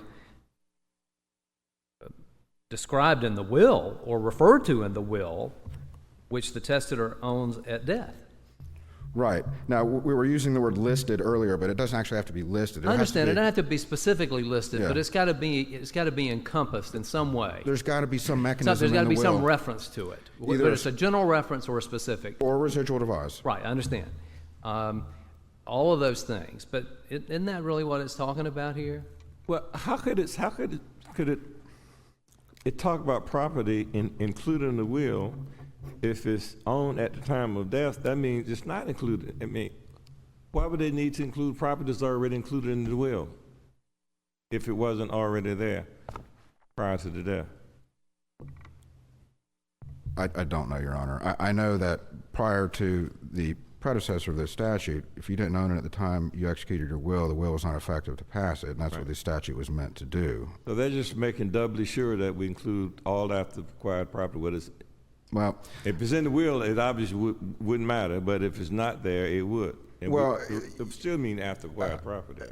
I don't think subparagraph 2 changes the overriding rule that a will must have some sort of distributive provision through which property can pass. I mean, if all property passed under a will, then 732.101 would be a nullity, but it's not. I mean, that statute operates to pass by intestacy the stuff that is not disposed of by will. That's been a law. Now, that's been a statute since the model rewrite, but that's been a law. I mean, In re Stevens out of this court from 1940 said that. So that's common law, too. You're out of time, but you may respond to Justice Kennedy's question. I'm not sure I had a question, Your Honor. I mean, an answer. That's fine. I think I understand your position. Okay. Rebuttal? Thank you, y'all. The summary judgment evidence showed that in the week before she died, Anne put Mr. Aldrich's daughter, Sheila Shue, on her checking account and her savings account, both of which had modest balances. The summary judgment evidence was that she did that because Mr. Aldrich was then in poor health. She didn't want him to be burdened with having to deal with her final expenses. She wanted Mr. Aldrich's daughter to be able to handle those with immediate funds. Was that one of those accounts listed here in this will? It is 2 of the 3 accounts that were listed there, Your Honor. So those passed outside the will then, by They did. operation of law? They did. That is correct, Your Honor. First, a few points. The statutory rules of construction in Part 6 don't require a finding of ambiguity in the will before they apply. There's nothing in the statute that says that. But doesn't that make sense? I mean, in other words, usually rules of construction exist when something is ambiguous. I mean, to say that it applies no matter what That is the doesn't make case with sense. common law rules of construction that the legislature has not chosen to enact as a codified solution to a given problem, a given failure to anticipate a future event. The statutory rules of consideration, according to the plain language of the statute, apply unless and only unless the will expresses a contrary intent. So the statute doesn't require a finding of ambiguity. Your honors are correct. If Anne had had the legal savvy to say all my real property or all my accounts, this case would not be before this court. And I submit that such niceties that we should expect of estate planning lawyers, such niceties do not serve our poll star, which is the attempt to ascertain Anne Aldrich's intent. But we can't have one body of law for wills drafted by lawyers and another body of law for wills that are forms that somebody may, okay, well, it's going to depend on whatever form you go to, easy form on the computer. I'm not suggesting that, Your Honor, and I apologize if I was read that way. Even if a lawyer had prepared this will, it is still deficient. That should not hinder the court in attempting to ascertain Anne's intent, aided by the statutory rules of construction. To do so in this case, you make a wonderful jury argument. I'm with you. I see that this is what this lady intended, but we can't. I mean, we just can't start going off in this area and creating new law. That's what I'm struggling with, and I'm trying to learn from you. I think it's something the legislature needs to struggle with, because the legislature enacted the statute. The statute plainly applies here, and if the legislature did not intend it to apply here, then the section or somebody else needs to bring this to the legislature's attention. It's not for this court to legislate an intent in the statute that the legislature did not place there. Thank you for your arguments. The court will be in recess for 10 minutes.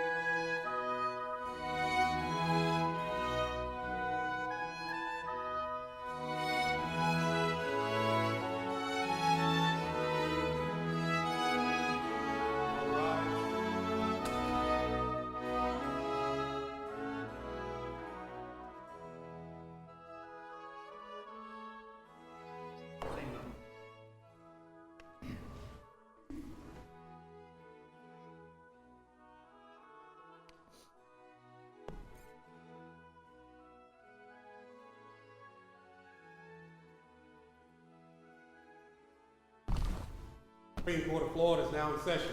Please be seated.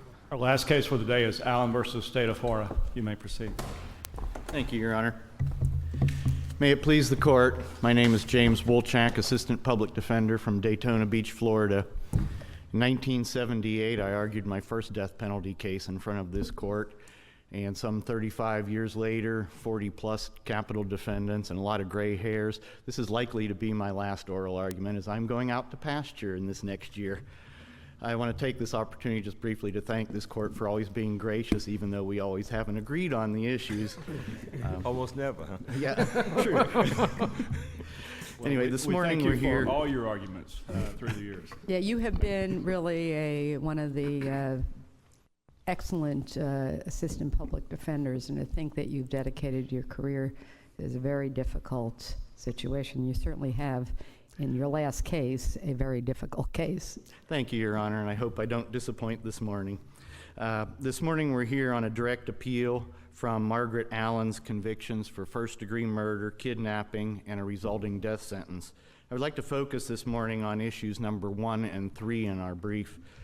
The defendant was convicted of killing her lifelong friend and neighbor while accusing her of stealing her purse and a substantial amount of money that was for her daughter's disability. The only testimony in this case implicating the defendant directly in the actual killing came solely from the co-defendant, Quentin Allen, who was originally charged with first-degree murder and was facing the death penalty, but was allowed to plead to second-degree murder. Just as an aside here, as I understand the record, she later found her purse. Was the money in it? I do not recall that, Your Honor. I apologize. All right, go on. Anyway, the only testimony regarding the actual killing, other than the defendant assisting in disposing the body, came from Quentin Allen, and his testimony was fraught with inconsistencies and conflicts. Let me say, as far as the only testimony, wasn't there testimony from the victim's common-law husband about that this defendant was obsessed and believed that the victim had stolen her purse? Yes. And what was the testimony about her going to the victim's house from other than the co-defendant? There was other testimony So that she was missing that? her money, but there was no testimony regarding the details of the actual killing. But wasn't she told, when they asked where she was, didn't she lie about where, at that point, she knew the the victim was being, I'll use the word, confined in her house, and she did not, what did she tell the common-law husband about where the I believe victim she was? indicated at that time that when she was there searching for the purse that Margaret was back, or that the victim was back at her house also searching for the purse. It was only later after the killing that she saw the common-law husband and denied having any knowledge of her Right, whereabouts. but I guess you seem to be indicating as if she had no relationship to what could have happened. Are you, and that's certainly not going to make a lingering doubt argument.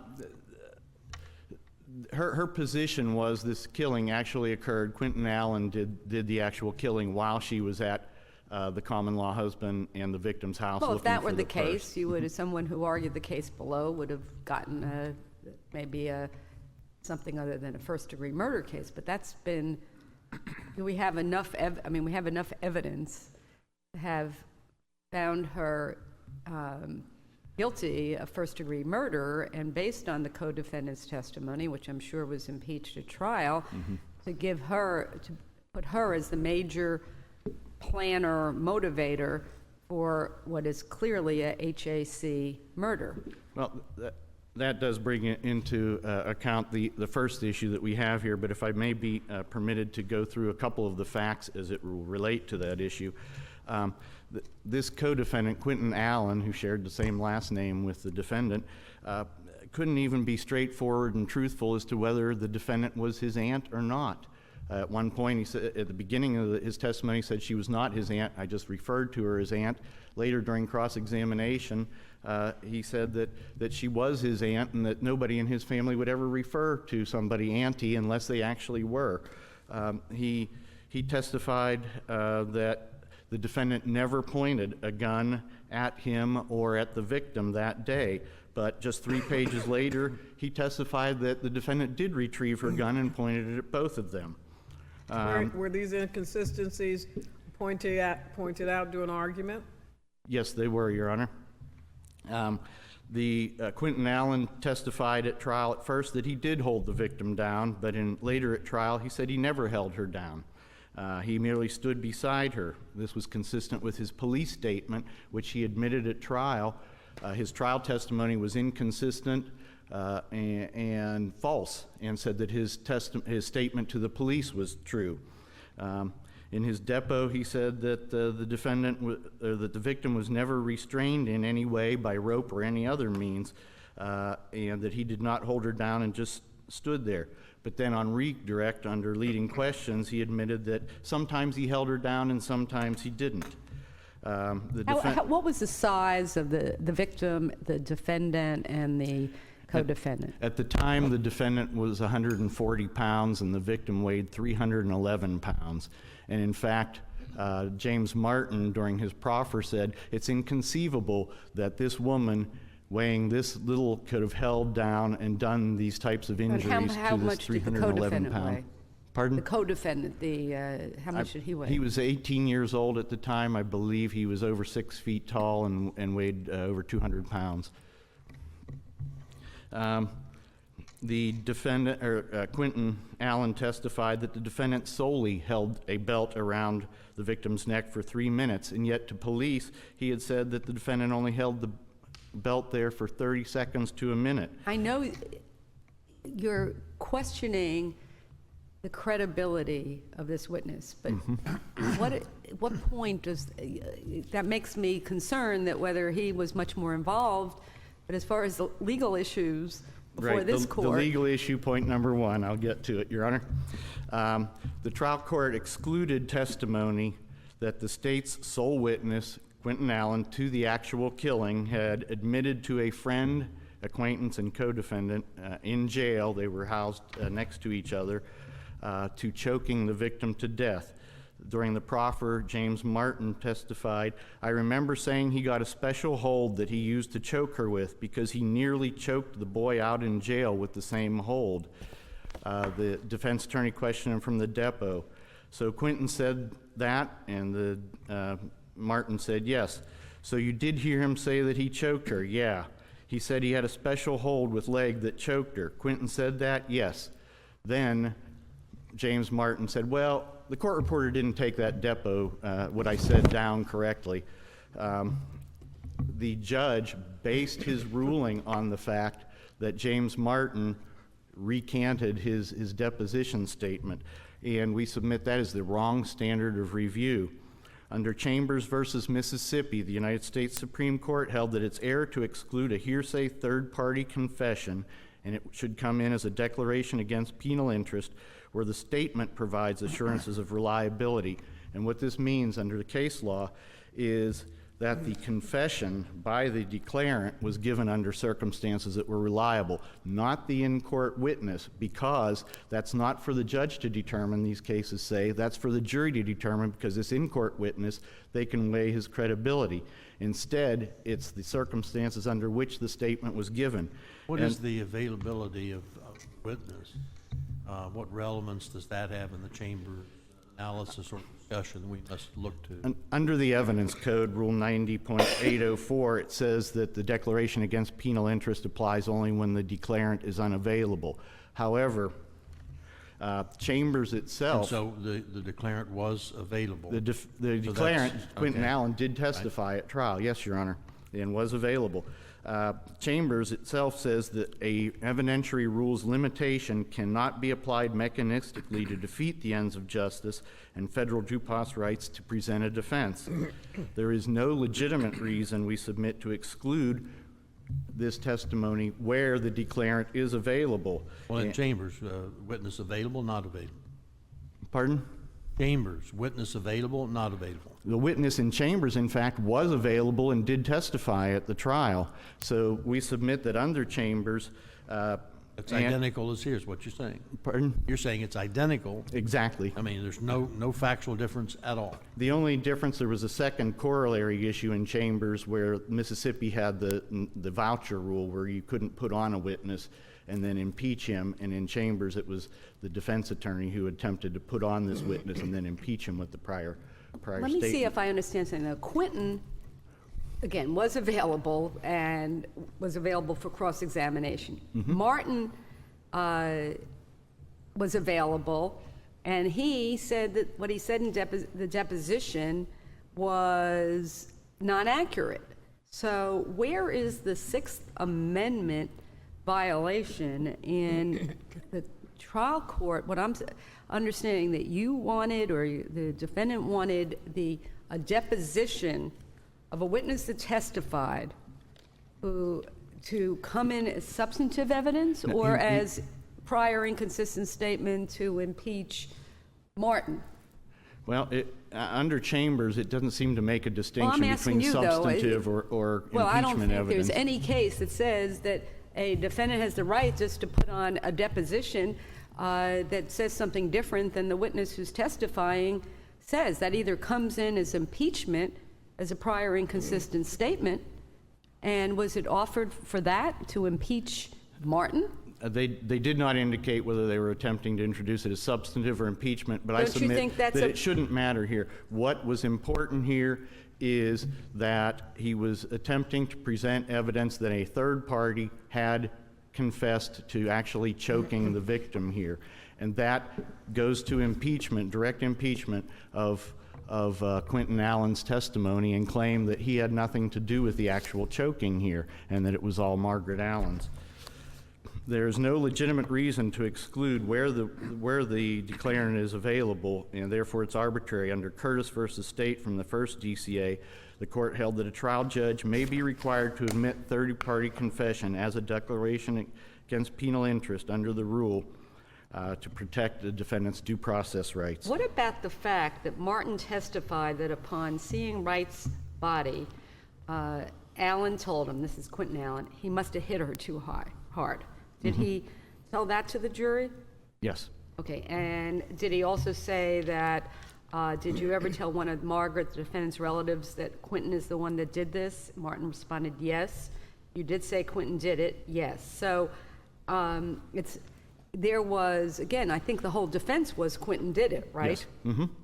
So how does putting in this a deposition that would have only been admissible to impeach Martin go to anything substantive that could have been offered to further show that it was Quentin that did it? It also further impeaches Quentin's version that he, in fact, admitted as a declaration against penal interest that could place him... Well, did they ask Quentin, did you ever tell James Martin that you choked him? Unfortunately, they did not. It would have been better if they had. Well, isn't that not better? That's how you do it, right? You ask the question and then try to get in the contrary statement. That would be the way to do it. However, they did ask him, did you ever hold her down? Did you ever kill her? And he said no. So this is directly contrary to that, Your Honor, and we submit that is its relevance here. Chamber itself indicates that where the declarant is available to testify at trial, it's even more reliable hearsay because the state can then call the declarant back and question him, and the jury can weigh his credibility and his responses. That's why you would ask the question first. Did you tell Martin that you choked her? Yes or no? And then that's why Chambers is saying it's better if the declarant is there, because you have an opportunity to first ask the question of the witness. Well, in Chambers, I believe they said the state could have recalled him and then questioned him about it. It's clear that where the sole unsubstantiated evidence linking the defendant to the actual killing, as opposed to merely helping to dispose of the body as suspect, having the co-defendant and it came from the co-defendant who was offered a deal for his testimony, the defendant must constitutionally be permitted to present evidence that co-defendant instead admitted to being the sole or primary cause of the victim's death. Do we have any indication as to why motive, what motive Quentin had for allegedly killing the victim? It was the fact that the purse was missing, and they believed that the victim had taken the purse and the money. And what was that? That was Margaret's purse, Margaret's money. So Yes. what was Quentin's interest in that? We submit that it could possibly have been Quentin that took the purse and the money, and he was covering up that. And that was what was alleged at trial? Yes, that was what was argued. Also, moving on to point 3 then, the prosecutor improperly, and we submit intentionally, interjected future dangerousness as a non-statutory aggravating factor into the proceedings. Could you go, I know, the issue of the kidnapping. Okay. When did the kidnap, because this was a felony murder, correct? When did the kidnapping start, under the view most favorable to the state? Well, the facts from Quentin Allen, I don't know if, how you can get something most favorable to the state when he was all over the place. He indicated pretty much throughout his testimony that the victim was never restrained in any way.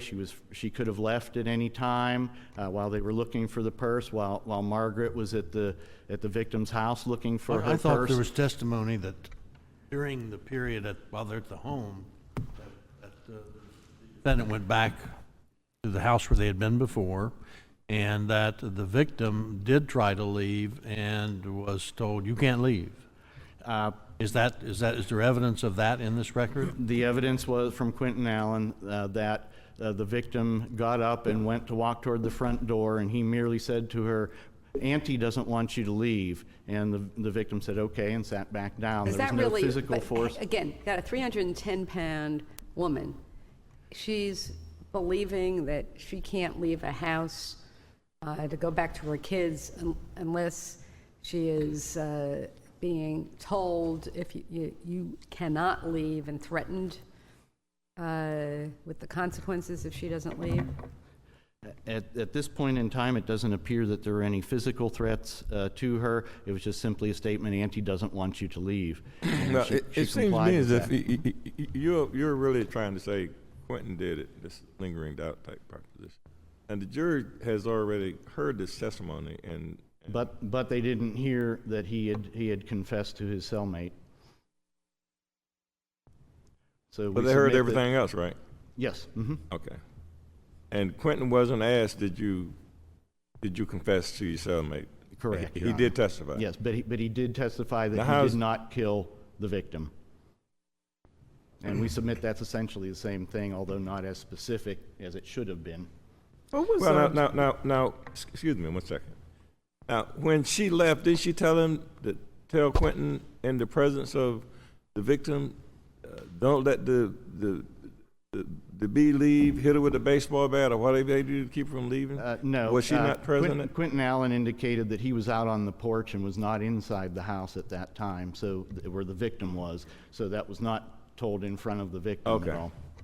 I thought, what about when she tried to leave, defendant punched her and knocked her on the ground? When did that happen? That was immediately prior, according to Quentin Allen, that was immediately prior to the actual killing. So we submit that was merged into the killing. It was a necessary part of the killing because, as case law says, a defendant or a victim has to be kept there to commit a felony upon her.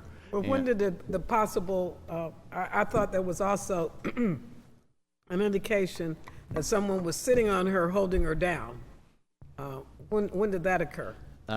It's hard to tell from Quentin Allen's testimony, Your Honor, because he said he never held her down. No, but he also said that there's nothing in this record that says that someone sat on her and held her down. There was his testimony from that. There was also his testimony that the defendant poured bleach and other caustic substances in the victim's mouth, all over her face and in her eyes, and yet both medical examiners found no evidence of any caustic substances, any damage to her face from these substances. So that's suspect as well. In point 3, the prosecutor improperly and intentionally interjected future dangerousness as a non-statutory aggravating into the proceeding. This court has held repeatedly, quote, "We must guard against any..." I'm sorry. So in answer to the kidnapping, you're saying no kidnapping occurred? Yes, Your Honor, it merged into And the what is actual your best murder. case? Because this is, the kidnapping was charged under the intent to terrorize. Yes, Your Honor. I'm sympathetic to the argument, but I read all the case law, including Boyd and Costco, and it seems that we've crossed this idea that if the beginning part of the murder includes an intentional confinement, that there can be kidnapping and murder, unlike there being an assault and murder. So where has it ever been held that it's, if the confinement is preceding the murder, that it can't be kidnapping under that section 3? In Connor versus State, 19 Southern 3rd, 1117 from the 2nd DCA, 2009, surely a person who commits, in this case it was a sexual battery, but another forcible felony, surely a person who commits a sexual battery, for example, has the requisite intent under subsection 1A3, both to inflict bodily harm and to terrorize the victim. And how does the First District distinguish Connor in Perry versus State?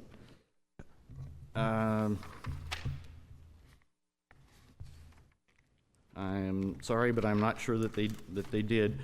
They held their... We need not address the merits of the Second District's argument, because the case is distinguishable. In Connor, the defendant jumped out of a vehicle and attacked a student waiting at the school bus, holding her down and choking her. The entire attack lasted less than a minute, and the strain did not involve any element of movement.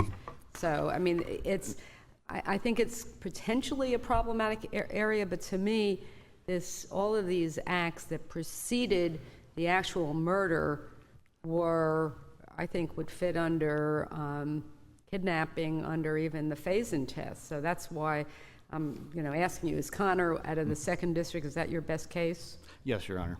So we have never ruled explicitly on the argument you're making? I do not believe so.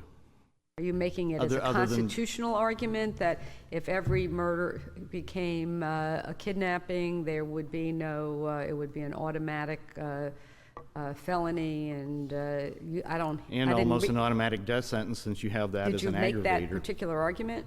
Pardon? Did you make that particular argument? Yes, I believe so, Your Honor. In citing Connor, they said such an expansive reading of A3 would lead to the very result that the 5th DCA in Harkins noted could not possibly be the intent of the legislature, and one which would perpetuate the problem the Harkins court sought to avoid, that any first-degree robbery or forcible felony could be converted into 2 life felonies, or in this case, a death case. Wasn't there testimony that in the record that she didn't die at that time? She died subsequent to that? Quentin Allen testified that he believed that she was still alive when he left, and it was only later that he found out from the defendant that she had passed later that evening. But and isn't it also the case here that clearly an effort to terrorize this particular victim? I mean, all the circumstances here, they were trying to extract information from her about the purse. And that's the point of all of this, and maybe there's a dispute about whether she was told that she couldn't go, or all the circumstances related to that. But at some point, the intense terrorizing of her commences, and that seems to fall clearly within the scope of that statute that was the basis of the kidnapping charge here, because it's about terrorizing, right? The terrorizing we would submit could only possibly come from being held down and pouring the caustic substances in her face, which the medical examiner found absolutely no evidence of whatsoever. So we submit that this was once she was knocked to the ground, it happened very quickly. The medical examiner testified that she would have lost consciousness from either the blow to the head that caused her to fall to the ground in the first place, or at least within 20 to 30 seconds of a ligature strangulation. And it's also important in this case, I think, to recall... Do we know how long after or what does the evidence show about how long between when the substance was poured on her face and the belt was put around her neck? That was practically immediately within But the substance was on her face before the belt? Yes. Okay. Yes. Is there evidence that bleach necessarily leaves a caustic, I mean, common sense, I mean, we all have had bleach on our hands or what have you. Bleach in your eyes? Well, no, I'm just asking the question, is that did they address specifically, you can draw all kinds of inferences, but did the medical examiner say is that if this had occurred, there would have been such and such existing, and I didn't find it? No, the medical examiner just said that he didn't find any evidence of any caustic substances. All right. And I think common sense, if you pour bleach in your eyes and then the person immediately dies, they're still going to have evidence of bleach being in their eyes. When was her body found, though? Her body was discovered within 2 days. But she was buried, right? Yes. Well, I mean, that might affect what's found.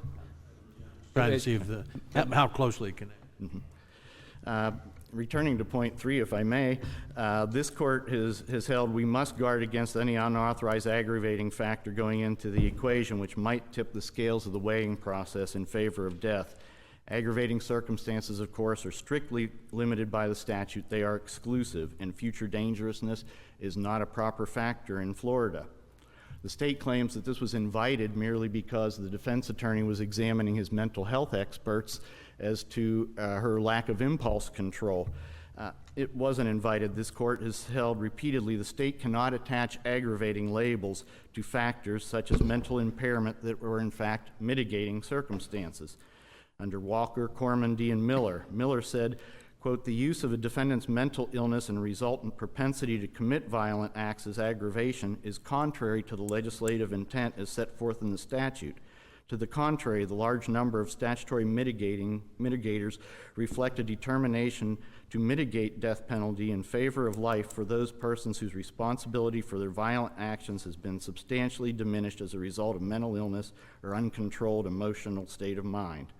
Here, again, the mental health experts were testifying to the defendant's brain damage from multiple beatings throughout her entire life and her resultant lack of impulse control because of that brain damage.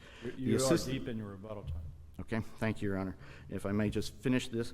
The assistant state attorney questioned whether that brain damage or lack of impulse control could cause the defendant to kill again. And second question asked, could she kill a prison guard if she was given life imprisonment?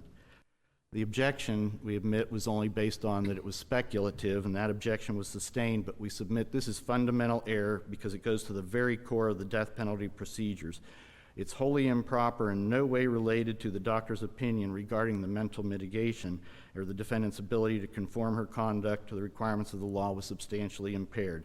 The state attaches this aggravating label to the defendant's mental mitigation that should militate in favor of a life sentence. This was an obvious example of an inexcusable prosecutorial overkill to ask the question 2 times. The intended message from this experienced prosecutor was obvious. The message to the jury was clear. Unless they recommended death, the defendant in due course would kill again. And under this court's case of Tefteller, this has no place in our jurisprudence for this argument. We submit this is not harmless, even though the jury was instructed that the aggravators are limited to the statute. This court has cited with approval in the standard jury instructions regarding capital cases opinion.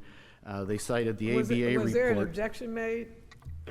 The objection was that it was speculative, and the objection was sustained. There was no request for a curative instruction. There was? There was not. And this court has said in the past that asking for a curative instruction could highlight the error. And then was there any other requests made? No, Your Honor. Motion for mistrial? No. Penalty but we submit this is fundamental error, and it's not harmless. The ABA report cited by this court indicates that despite being told that aggravating factors are strictly limited to the statute, a large percentage believe that if they found the defendant to be a future danger, they were required to sentence him or her to death. We submit that the And what was the actual language that was used? What was the actual language used by the prosecutor? The prosecutor, I don't have it exactly right before me, but it was something to the effect, if this defendant is given life imprisonment because of this mental impairment, could she kill a prison guard while she's incarcerated? This was an experienced prosecutor. That was a question? Pardon? That was a question. Yes, twice. And this experienced prosecutor's intentional act of introducing this improper consideration we submit requires a new penalty phase. We ask this court to reverse. Thank you.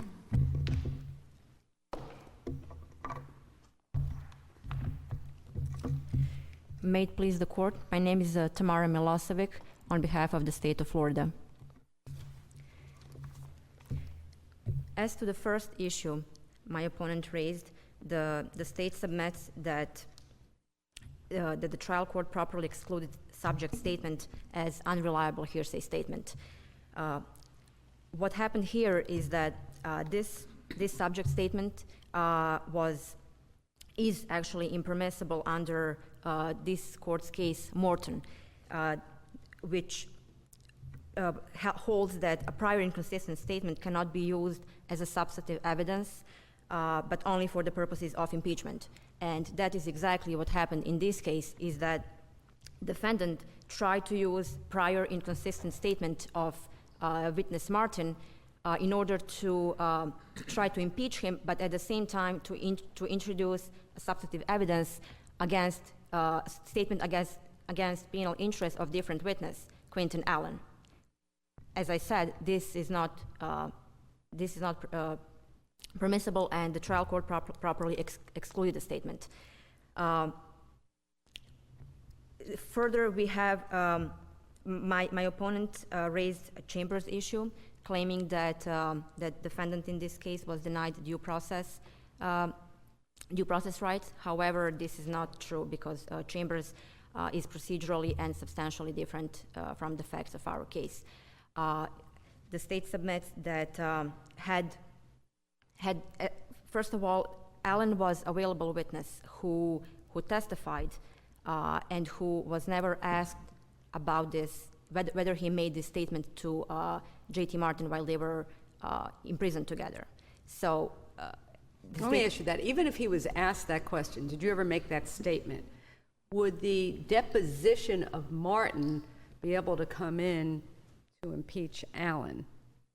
I don't see that. I mean, I'm asking because I don't think it could. I think it's a prior statement of Martin that Martin in open court says is not what I said. You could use it to impeach Martin, but not. I don't see how you could use that deposition to impeach. You cannot exactly. That's the whole point of state's argument. You cannot impeach different witness, Allen, and introduce. But the bottom line is they never even tried. Never even tried. That's the state's argument from the beginning, that they never tried. Allen was a available witness. He testified. He was extensively cross-examined, and was never asked to these circumstances of allegedly making this statement to Martin. Just asking a question totally about this case, and realizing that the defendant's been found guilty of kidnapping, HAC, and et cetera. This defendant is 140 pounds. The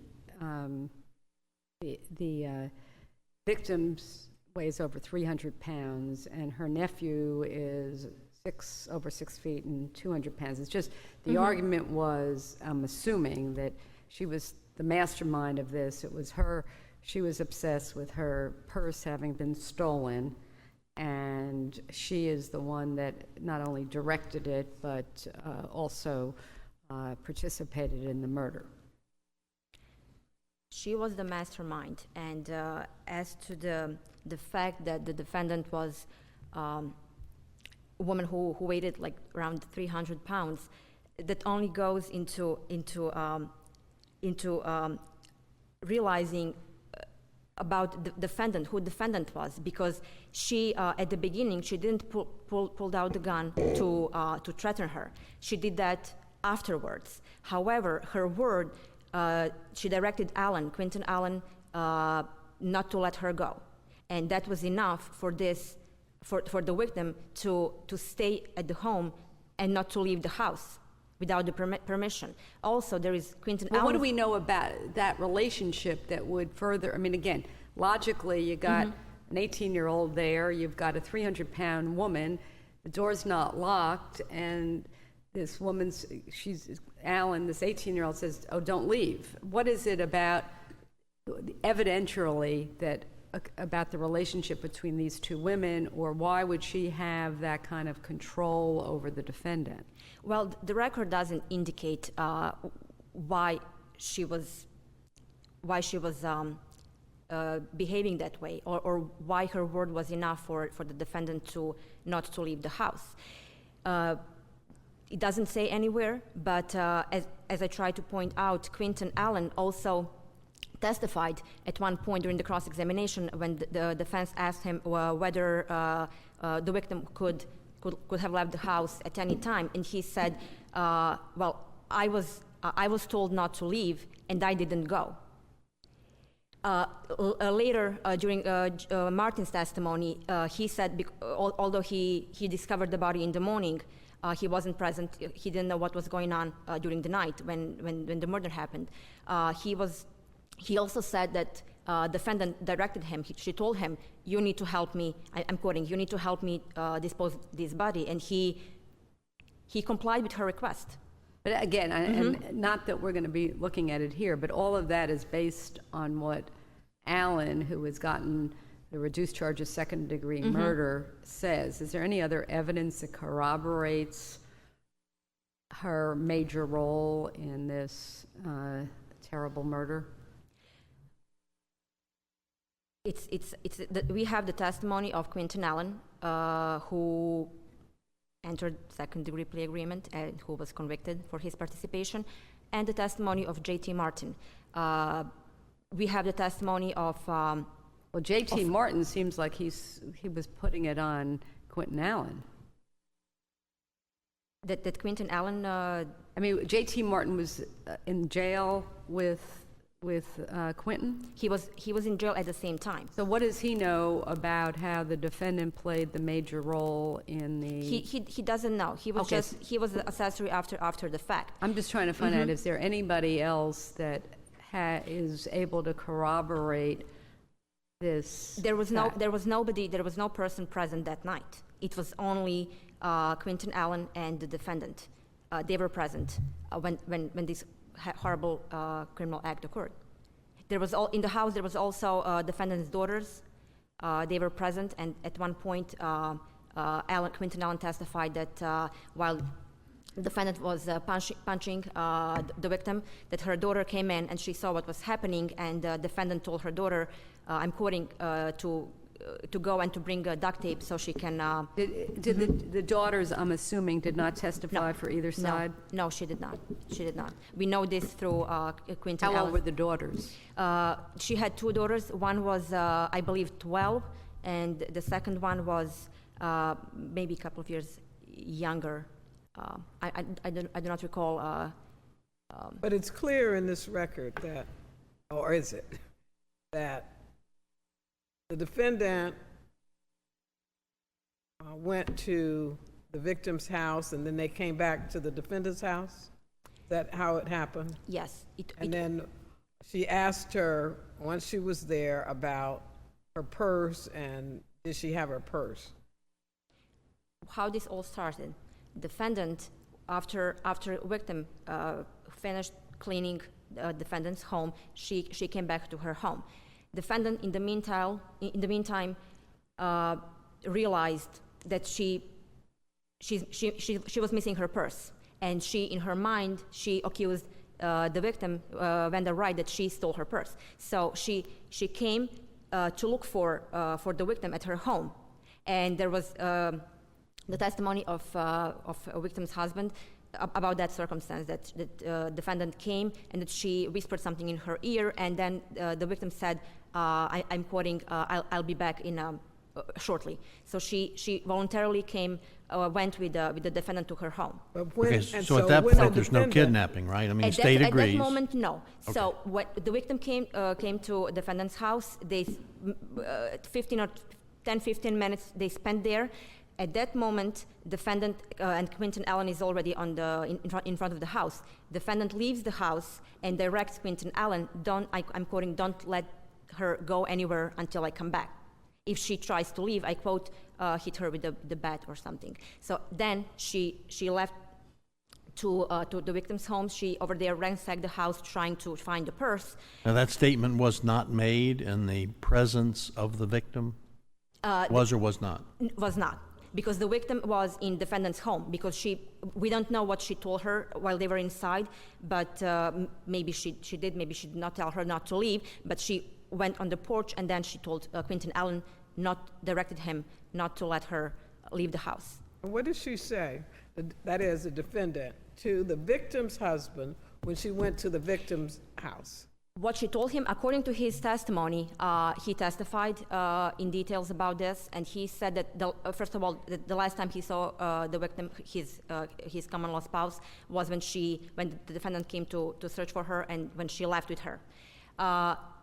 He said that approximately after half an hour after that, defendant came and she told him, do you know where my purse is at? Your wife stole my purse. And he replied, like, no. So where did she say the victim was at that point? She said that she's at her home, trying to find the purse at her home. She made a statement like that. And then she said, like, but I think, the purse is over here, that she's not telling me where the purse is, so I came here to look at your house. Do you mind, I'm not sure whether she said, do you mind, but she said, I'm going to look through your house. So the victim's husband, he said, look, as long as you want, it's not here. And he let her. I don't know if he let her, but she continued by ransacking the house, trying to find it. And she stayed there for approximately half an hour. She didn't find anything. And then she left and she headed back to her home, where the victim already was. And then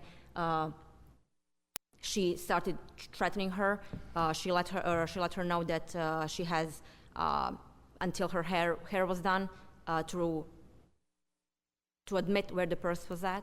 So as far as the kidnapping, because I'm still sort of just concerned about it, although I think there's ample evidence, the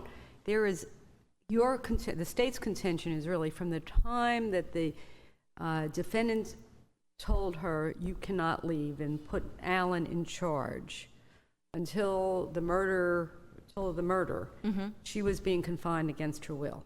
She was terrorized. Well, she was confined. I mean, but yes. she was. I realize that here is at some point, and this is not the point, that if HAC is based on whether you're terrorized or fear. Kidnapping based on intent to terrorize is sort of, to me, the same element. If that situation, like for example, if somebody were to argue that as somebody was being choked to death, they were being confined against their will and being terrorized, and that supported both kidnapping and HAC to make that and there was nothing else present, we'd have some problems with whether we were expanding the death penalty or narrowing it. But you see, it could get to the absurdity that obviously at some point nobody wants to be murdered, so every murder is, there's confinement because you'd leave if you could. But this case, there's ample facts of what preceded the choking and even the throwing of the bleach, as far as her having been confined for a substantial period of time. And so is that correct? Your Honor, we have to look at this this way. The whole criminal act occurred during the substantial amount of time. The record doesn't indicate exactly, but at least 5-6 hours, at least. So the terrorizing act, we cannot pinpoint exactly in time when it started. But the state argued that the intent to terrorize started at the point when she was not free to leave. It started, yeah, it started then. And it I'm continued. asking you, did the state yes. make that? Is yes. that the evidence that was presented and argued to the jury? Yes, that when she wasn't allowed, that she was directed not to leave the house. Afterwards, what happens, the next step is that she's been, when the defendant came back to her house, she started threatening and using harsher language. You better tell me where my purse is at. You better tell me until my hair is done. How long did that take? I'm sorry? How long, is there any evidence about how long that took? Her hair was done in approximately 20 minutes. And at that moment, because the victim was sitting and waiting for her defendant's hair to be done, she was waiting, sitting in fear. She couldn't leave. So when defendant was done with her hair, the victim approaches her and she crawls to her knees, she started begging defendant to, please let me go, I'm quoting, please let me go home to my kids, why didn't you let me go home? I didn't steal your purse. She started crying and begging at the same time. And that's, again, I know that's mm-hmm. obvious, but that's from the co-defendant. Yes. That was according to Quentin Allen's testimony, who was the only person present at that time. So just to make one more point, and after that, and maybe immediately after, the victim gets up and she started to approach to the front door to leave the house. At that time, defendant gets up, she approaches her, punches her with a fist in the head. The victim falls down, and the defendant continues to punch her, to beat her, and maybe between 7 and 10 blows to her body. Okay, just let me get again. 140 pounds, how tall is the defendant? How tall? I'm not sure from the record how tall the defendant was. How about 310 pounds, how tall was the victim? I would say around I think around 6'7", 6'8". No, I'm sorry, the victim. How tall was the... How tall was victim? Yes. Well, she weighed around 300 pounds, but her weight, how tall she was, I think around 6.5, 6.7. I'm not sure. Maybe we're height, the height. She wasn't a basketball, I mean, she wasn't over 6 feet tall. No, she wasn't, but I, as I said, I cannot recall from the record how tall she was. I cannot remember. I don't think that it was in the record. I only know for her weight. So, as I said, she crawls down, she's balled up, punching continues, and continues 7 to 10 blows to her on her body, upper chest area, her face, her head. After that, she directs Quentin Allen. Well, during the punching, just one more thing to say. During the punching, she broke her fingernail, and she got really agitated by it. And she, according to Allen, at that time, she directs him, "Why aren't you helping me? You need to help me." And she went to her home, pulled out the gun, and pointed the gun to Allen. On Allen, telling him that he needs to help her. Restraining and holding the victim. So after that, was the gun retrieved? I believe no, but I'm not sure. I'm not sure whether it was received. So tell us about why isn't it error here for the prosecutor to have talked about and questioned the expert about future dangerousness? You know, if she goes to prison, she's going to kill a prison guard. Well, first of all, he never asked the question in that manner. He didn't use the word well, what was killed. The question? The question was, first of all, the whole questioning of Dr. Wu, defendant's expert witness, was directed to show lack of credibility in doctor's opinion and lack of factual support. And not to show that defendant might have propensity to might be dangerous in the future. That wasn't the prosecutor's intention, and that's not what happened here. I'm trying to find the quote.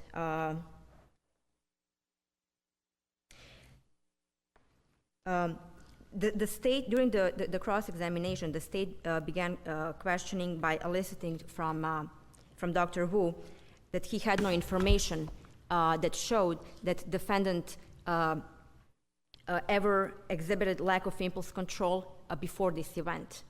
because during the direct examination,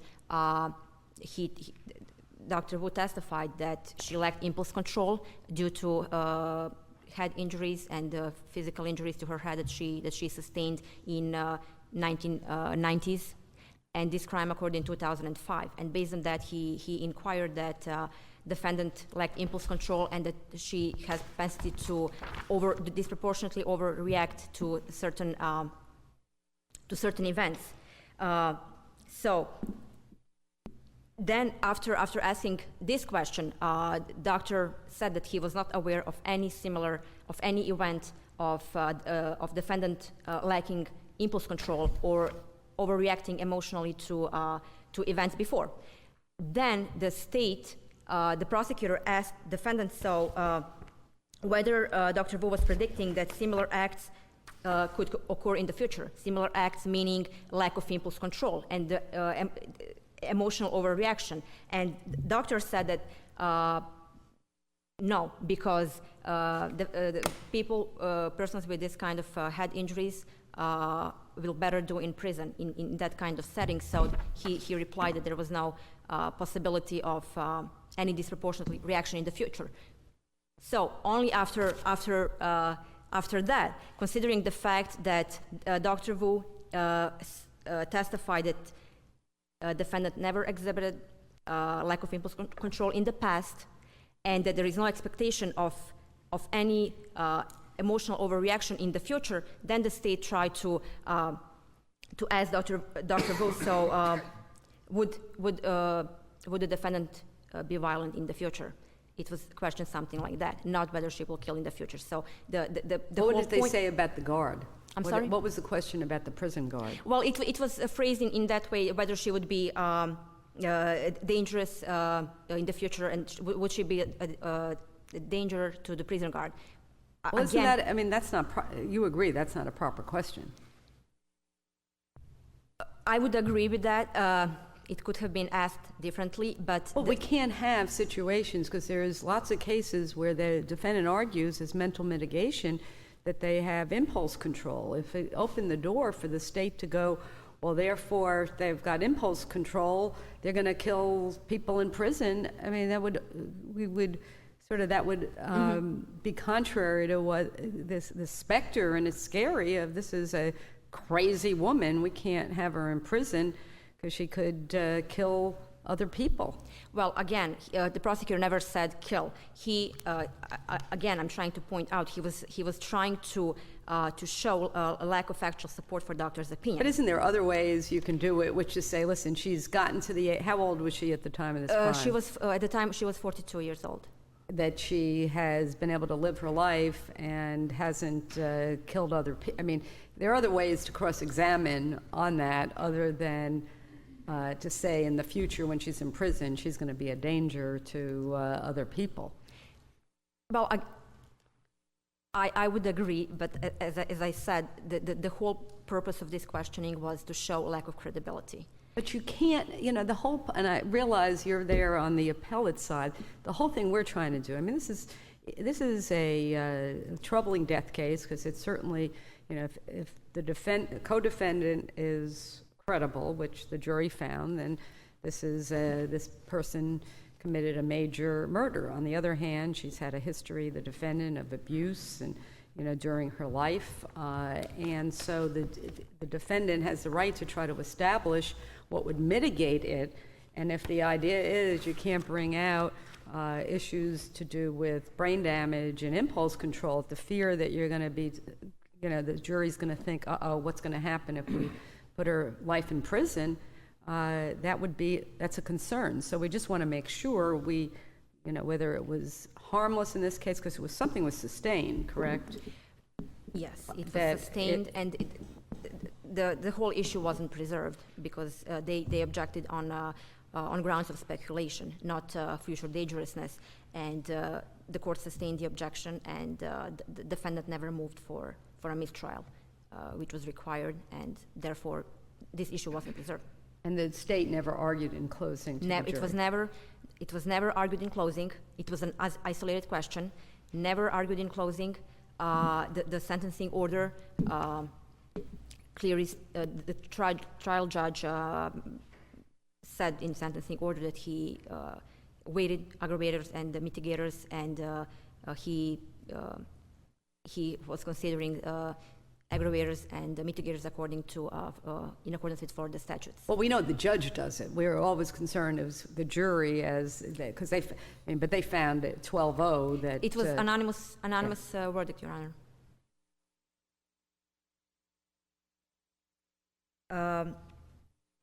Let me just point out that in similar cases, this court has never reversed that sentence in similar situation, and I quoted two cases, Walker and Allen versus State, where in Walker the court said that the question was isolated and asked in connection with establishing lack of support for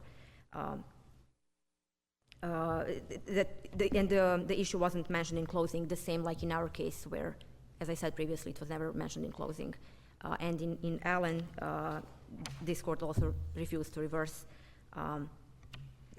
and held that the comment was directed to another issue, and the sentencing order specifically provides that the decision was imposed based on statutory aggravating factors. The same like here, this question was isolated, and it was directed to another issue, which was the issue was lack of factual support and lack of credibility of defendant's expert, and again in sentencing order, the trial judge mentioned that he weighted and considered only statutory aggravators and mitigators in this case.